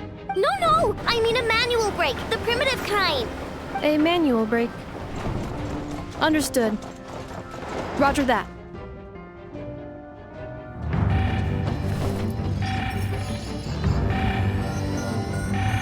We are out of time.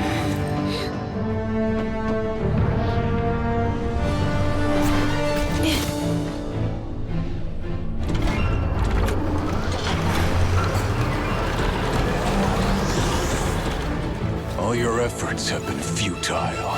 It is too late now. Perhaps you're right. Why aren't you running?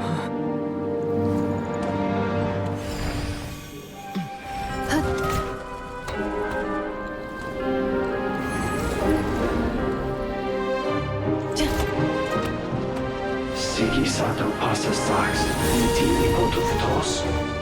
In necritus necrus baptisi, cenis omnes tu zonos pentusi.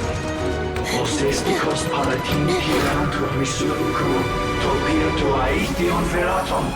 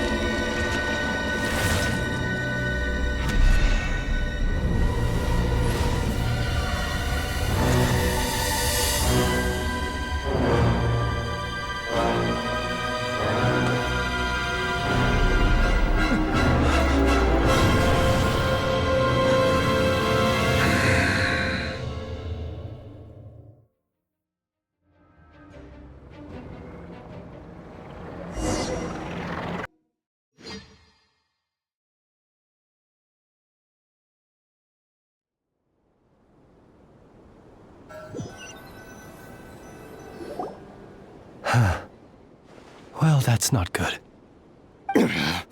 Sluggish. Torpid. This body is a disappointment. I can barely muster 10% of my original strength. You've ruined everything again. Let me guess. You didn't get a human body back, did you?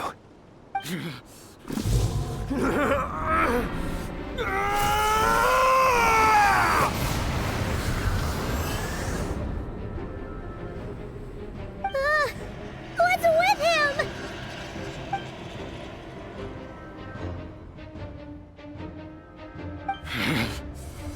Verfnir, Vreindaughter, Flinders. Watch out!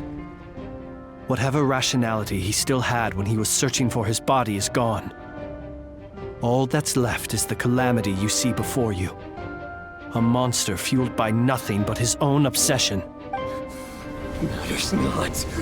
Having a heart, being human, it's all irrelevant. Completely and utterly insignificant. You matter not. Does anything in this world. None of it matters to me!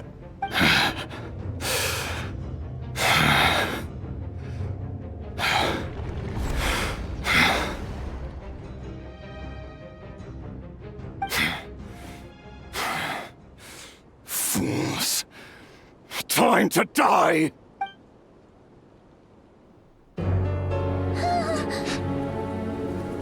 You too have the potential to be driven mad by knowledge.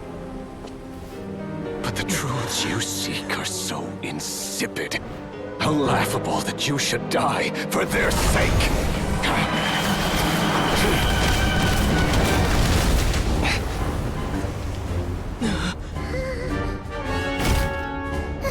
You're wrong.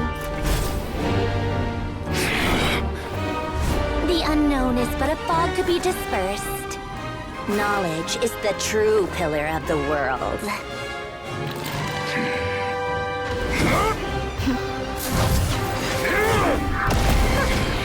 You're not the only one who got stronger. Polonia!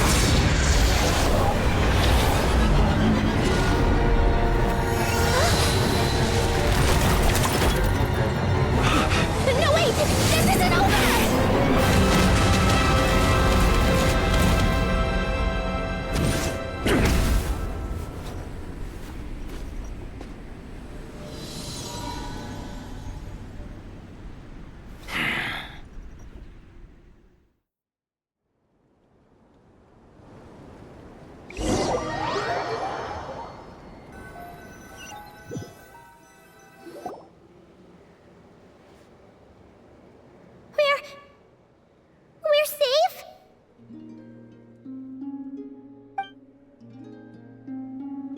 It seems this young lady aided in our escape. You have my sincere gratitude, dear madam. The flowers here bloom in such peaceful silence. I imagine you would not have invited anyone here were it not an emergency. Oh?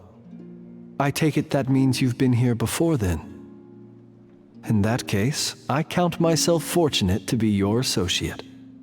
Call What did you do that for? I studied his abilities inside out, equipped Polonia with comprehensive countermeasures. We were going to settle the score! But he still broke through, did he not? What? You expect a battle to be completely one-sided? I just didn't expect him to have no sense of honor whatsoever.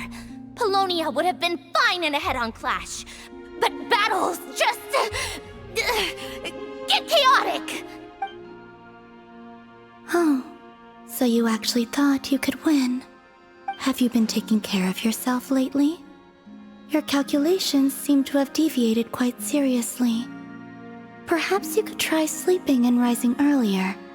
Or you could adopt my previous recommendation and... Hey, listen here, Columbina.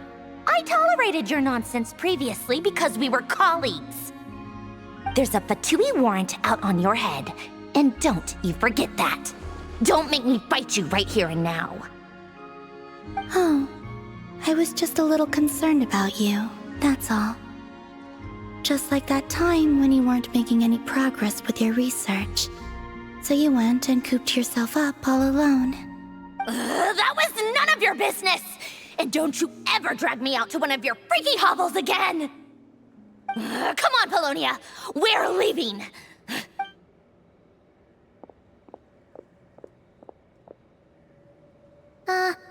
Well, anyway, thank you. I was worried about you, too. Not only because the remains of the Eternal Moon Goddess cannot fall into his hands, but also because you've done much for me yourselves. And then well, I brought your associate along for the ride, too. But that was as much as I could do. You're not afraid to speak your mind, miss. I like that. Please, call me Flint's. It is my honor to make the acquaintance of one such as yourself. Still, what do we do now? Riri's gotten stronger again. At this point, it doesn't seem like we can beat him.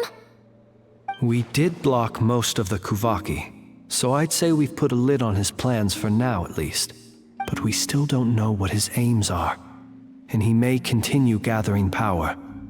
So we must be very careful. After you left, I could no longer sense his presence. That means it's safe out there for now, right? A question, if I may, kind Miss Columbina. When the cannon's Kuvaki beam was deflected earlier, I saw several bolts of energy streak toward Hisi Island, only to be blocked. Did you also have a hand in that? No. I see. Curious. Oh yeah, the cannon veered off course in the end, didn't it? Paimon wonders how Aino and the others are doing. Let's head back and check on them. In that case, Miss Columbina, I shall not disturb your serenity any longer. Thank you once again for coming to the rescue. Go now, all of you. Do not worry.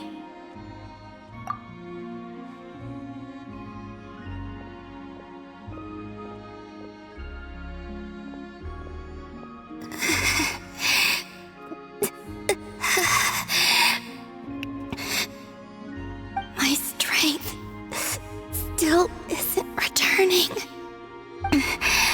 It seems my time is running out.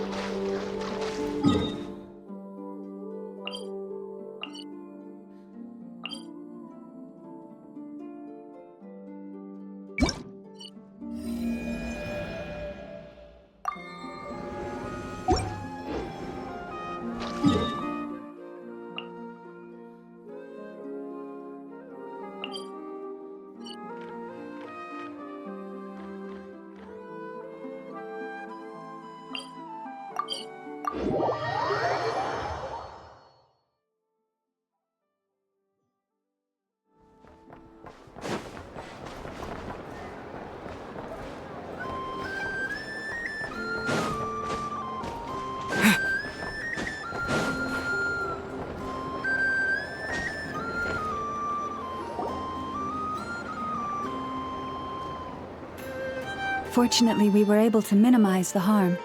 Only a few townspeople were hurt. But the Reikir of Solnari has now gained a complete form, while we still know nothing about his goals. It seems we have done something akin to releasing a vicious Kukusaur into the wild. I'm sorry. Is no one here familiar with Kukusaurs? Paimon knows what you mean, but that analogy seems more than slightly understated. He said that this world means nothing to him, so it is possible that he doesn't have a reason to fight us at the moment. If his objective had been revenge alone, we would likely have no recourse. Is there, still time for me to tender my resignation?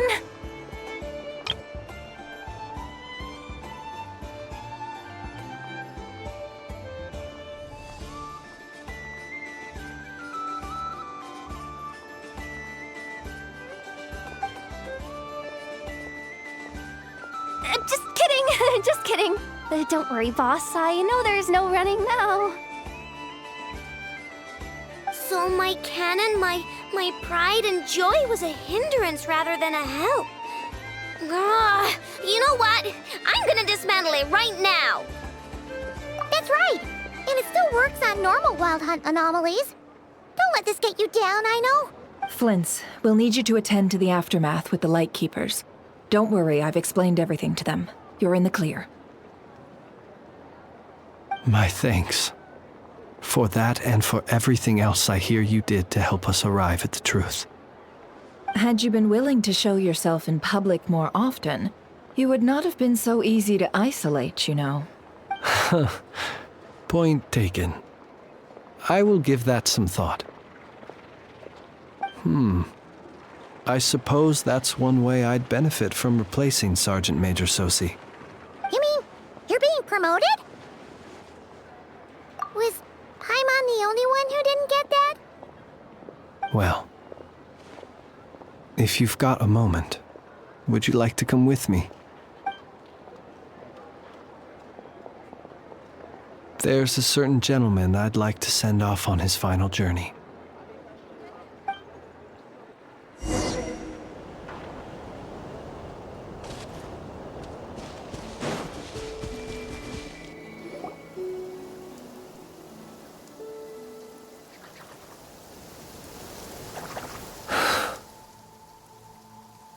This man was like a lighthouse. Here he lived as if it were a mere matter of course, and brought light and grace to those around him. But people, once used to illumination, are apt to ignore the lantern's presence. Slowly, gradually, he came to think as such himself. I have achieved too little. I must do better. There is more work to be done. Perhaps his end was tragic. But I remain proud of the way in which he illuminated the path for others. Every shadow born of the light shall remember it. Oh, poor guy. I've heard that one too.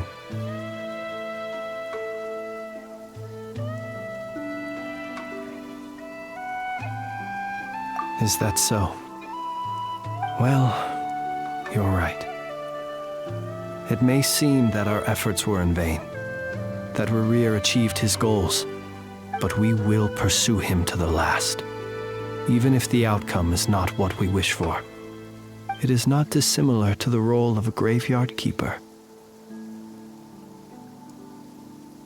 We do not seek to bring the dead back to life, only to grant them peace.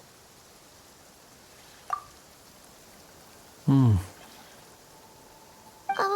what are you two talking about? Care to explain? Okay. Either way, the Lantern Fae is not playing the leading role in these final rites. Lightbearer, with your blood you have paved the road to glory and justice. Even as we hurry on, bruised and battered though we may be, stay a while and look back upon the world and all its love and hatred. until it closes its eyes in the depths of night, and a lantern lit for you alone flickers softly into life. Thank you for everything, Sergeant Major Sosi.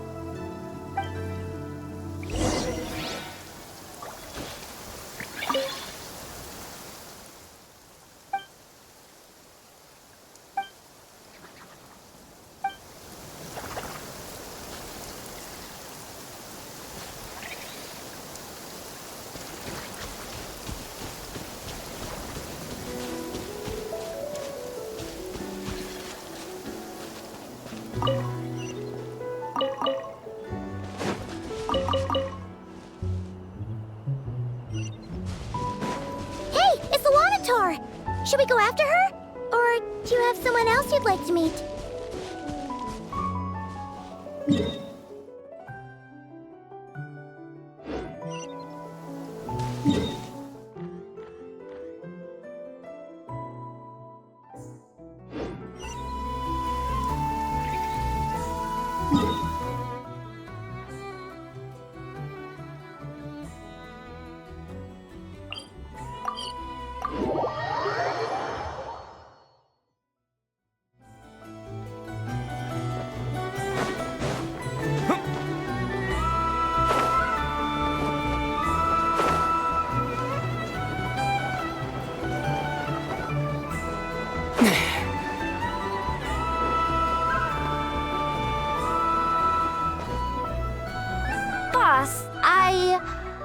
Do you remember that thing that I wanted to ask your opinion about?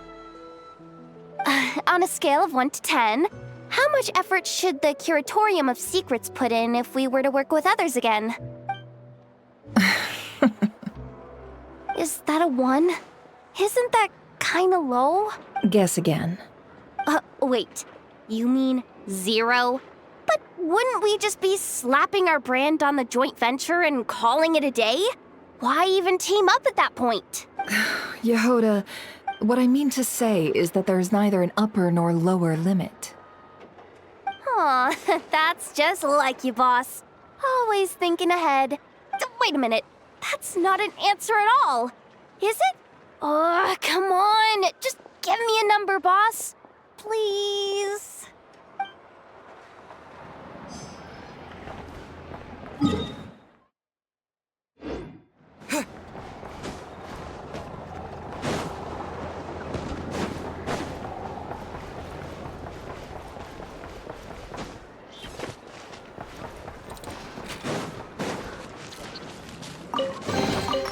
I'll keep this close.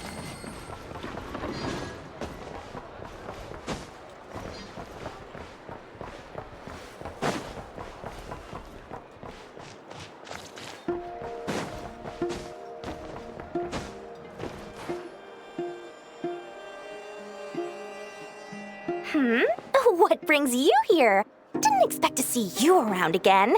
And where have you been, huh? Didn't run away or anything, did ya? Oh, of course not.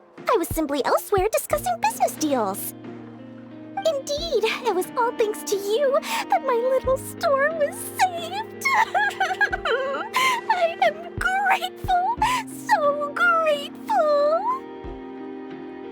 What? Why, I wasn't acting in the slightest. And didn't I tell you that my prices were reasonable? Oh, but you still turn to that Curatorium of Secrets, or whatever it is they call it. If even regulars such as you abandon ship like this, what can a businesswoman do but take her wares elsewhere? And how should I not be, Running small overseas enterprises is no mean feat. Never mind when such formidable competition exists. Forget it. Fortune and destiny are as one, so there is no use complaining. It's not as if Nefer did me no favors on account of our common homeland when I first arrived. If anything is to blame, it is the lack of opportunity to have her owe me in turn big time. Now then, should she ever need anything, you make sure, no, make doubly sure, to inform me first, all right?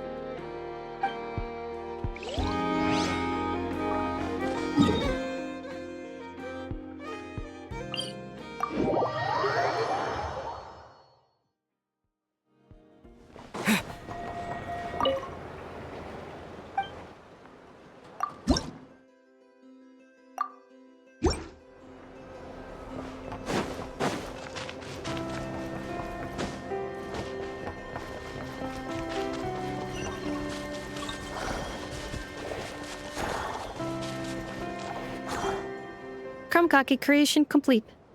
Please, enjoy while it's hot.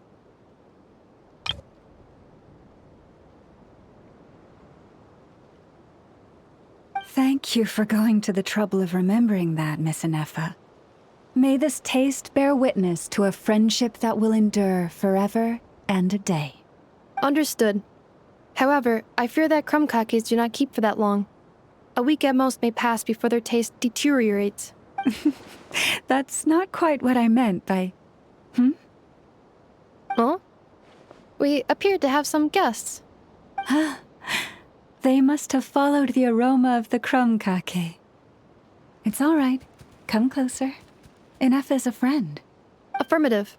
In fact, I can devise a cereal omelet based on individual preferences before crushing it into servings to share around.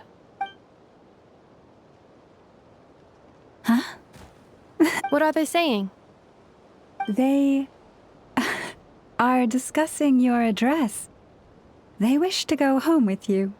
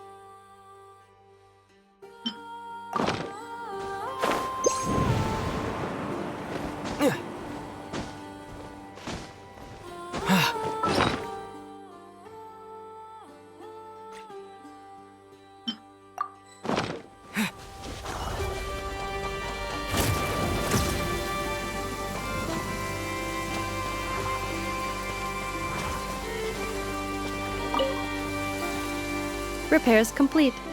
It was just an old circuit, nothing serious. Such remarkable efficiency, Miss Inefa. If it weren't for you, this streetlight would have had me stumped. If it had proven beyond fixing, I may have had to take my own lantern and hang it in its place. Aino previously proposed a solution. She said she could train the Ratniki so they'd have the basic knowledge to perform simple tasks, like repairing circuits. That way, you wouldn't need to inform Aino every time a streetlight goes out and then wait in the dark until I arrive to repair it. Yes and no. Strictly speaking, maintaining the brightness of the lights has been their traditional role. Before the use of Kuvaki became widespread, the streetlights were powered by regular oil. Back then, people were needed to light and extinguish the flames. Because of how dangerous said streets were at night, the Ratniki took on this role. They already carried lanterns, in any case, and were adept at using them while fighting. But as I'm sure you've already noticed, the current streetlights are powered by Kuvaki, and it's not so easy to light or extinguish them using traditional means.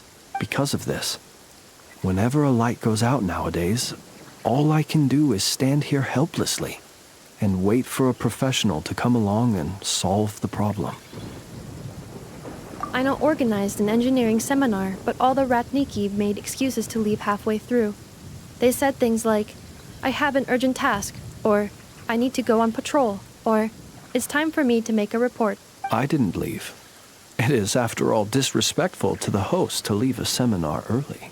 True, but the biscuits you brought were too much of a distraction for Aino. She stopped teaching completely. And then I was so busy trying to stop her from eating that I could not take over the seminar. So please, the next time you attend a class of any kind, don't bring anything sweet that might attract Aino's attention. And don't bring any toys either. I promise I won't. Please say it in full. The last time you promised not to bring anything sweet, you brought a toy, and Aino was completely unable to continue. I promise I won't bring anything sweet, any toys, or anything else that might unduly divert Miss Aino's attention. That's better. I'll notify you when she next holds an engineering class. For now, I have to pick some laccaberries for her. Goodbye. Traveler, do you know of anything else besides sweet treats, toys, and small fluffy animals that might keep Miss Aino quiet for a while? Half an hour shall suffice. A companion? Oh, that is inspired. Perhaps I should ask Miss Nefer if she can send Miss Yehoda to accompany me. Naturally. The only reason I wish to ask Miss Yehoda to attend is that if I am to swim in the great ocean of knowledge, I'd very much like someone else to enjoy Miss Aino's educational ablutions.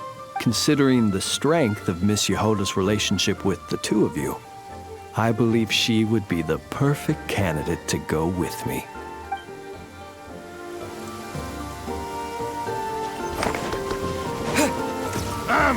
It's your time! Cleanup sequence initiated. Leave this place for the everlasting forest. Let's move out.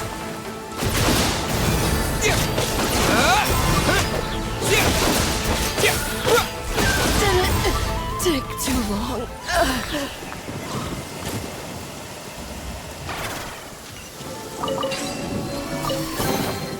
A reward on the road.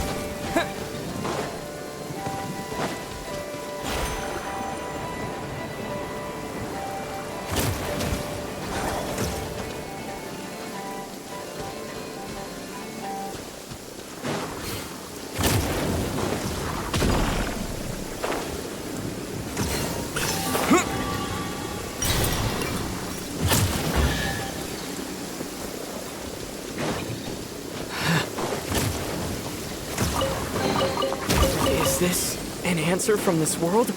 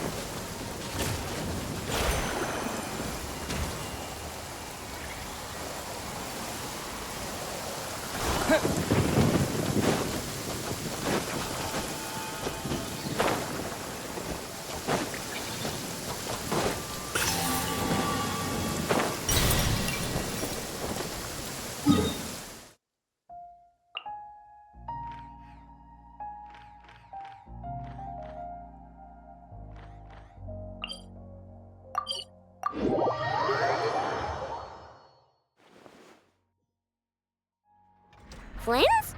Don't see you coming around here often. Just feel free to take a look. I'm busy right now. Well, I've come to visit you, Miss Aino.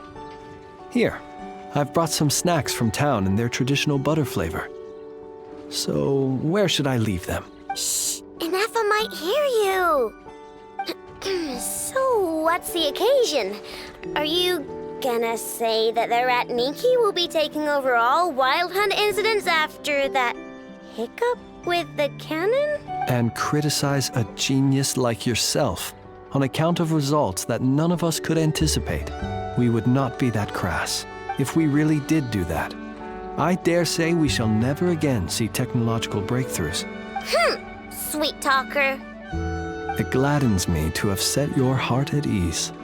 Anyway, what's the matter exactly? Well, could you help me repair this lantern? I did bring it to Nasha Town to get it fixed, but it broke again during our previous battle.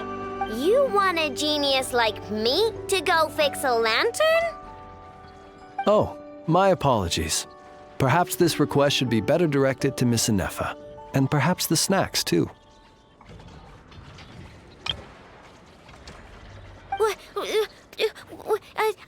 I mean, I can totally do this, no problem. Wait right there. I'll be done before you can say fix it. Much obliged, then. And next time this happens to you, make sure to come to me first, you hear?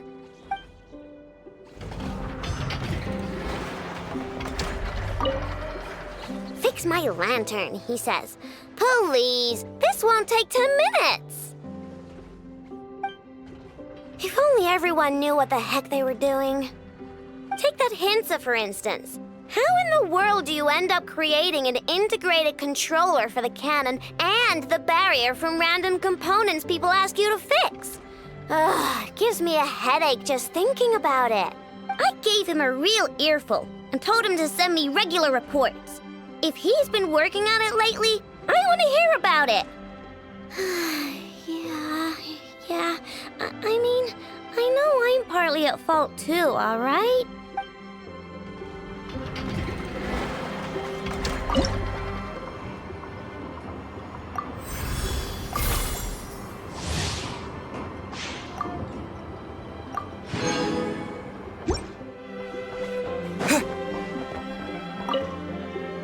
Ah, fancy meeting you here. I've decided my lantern has earned itself some thorough maintenance after that rather intense battle. Thank you for keeping my secrets, despite knowing as much as you do. Well, because otherwise I'd get in trouble with the Starshiner. If they couldn't detect my own lantern, I suspect the higher-ups would foist a standard-issue Ratnik lantern on me. A Ratnik carrying 2 lanterns. Imagine that. It would be an aesthetic transgression of the highest order.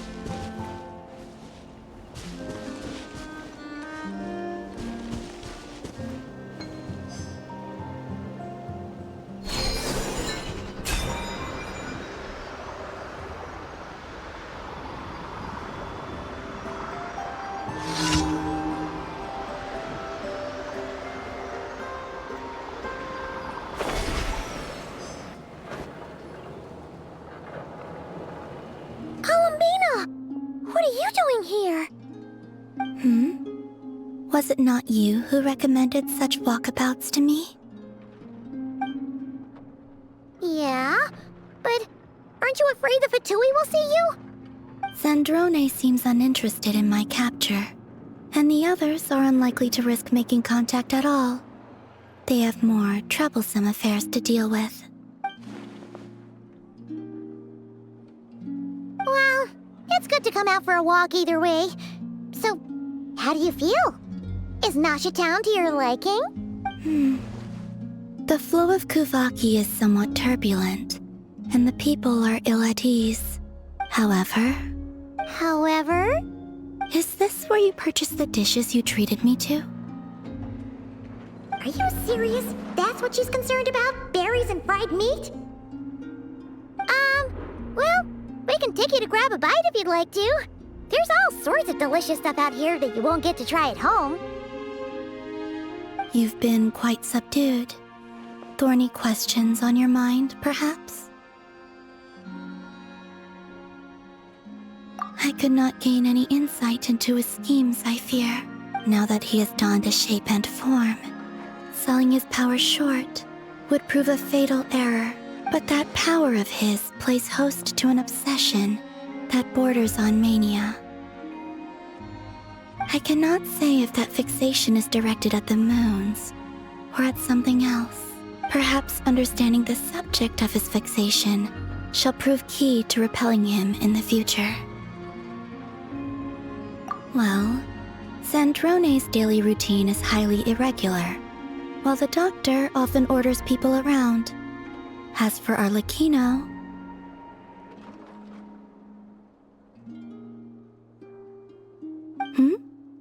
Was that not what you were curious about? Well then, have you been to that experimental design bureau of theirs? That weapon will play a key role in the Tsaritsa's plan. That's what I've heard, anyway. And what plan is that precisely? Well, I cannot say I care.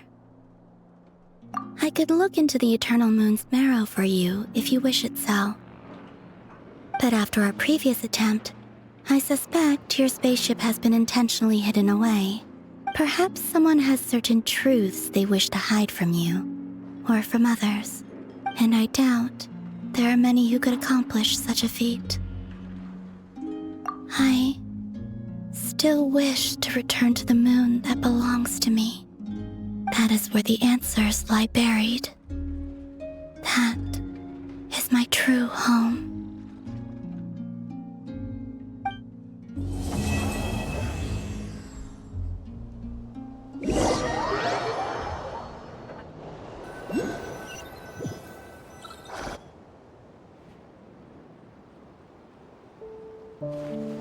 Interesting. You followed me this far. Why not show your face? Haha! Right, right. Right you are. I forgot to introduce myself.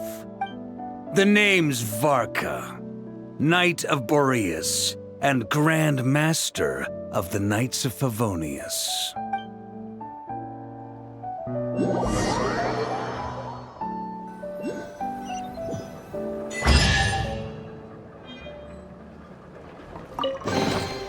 A reward on the road.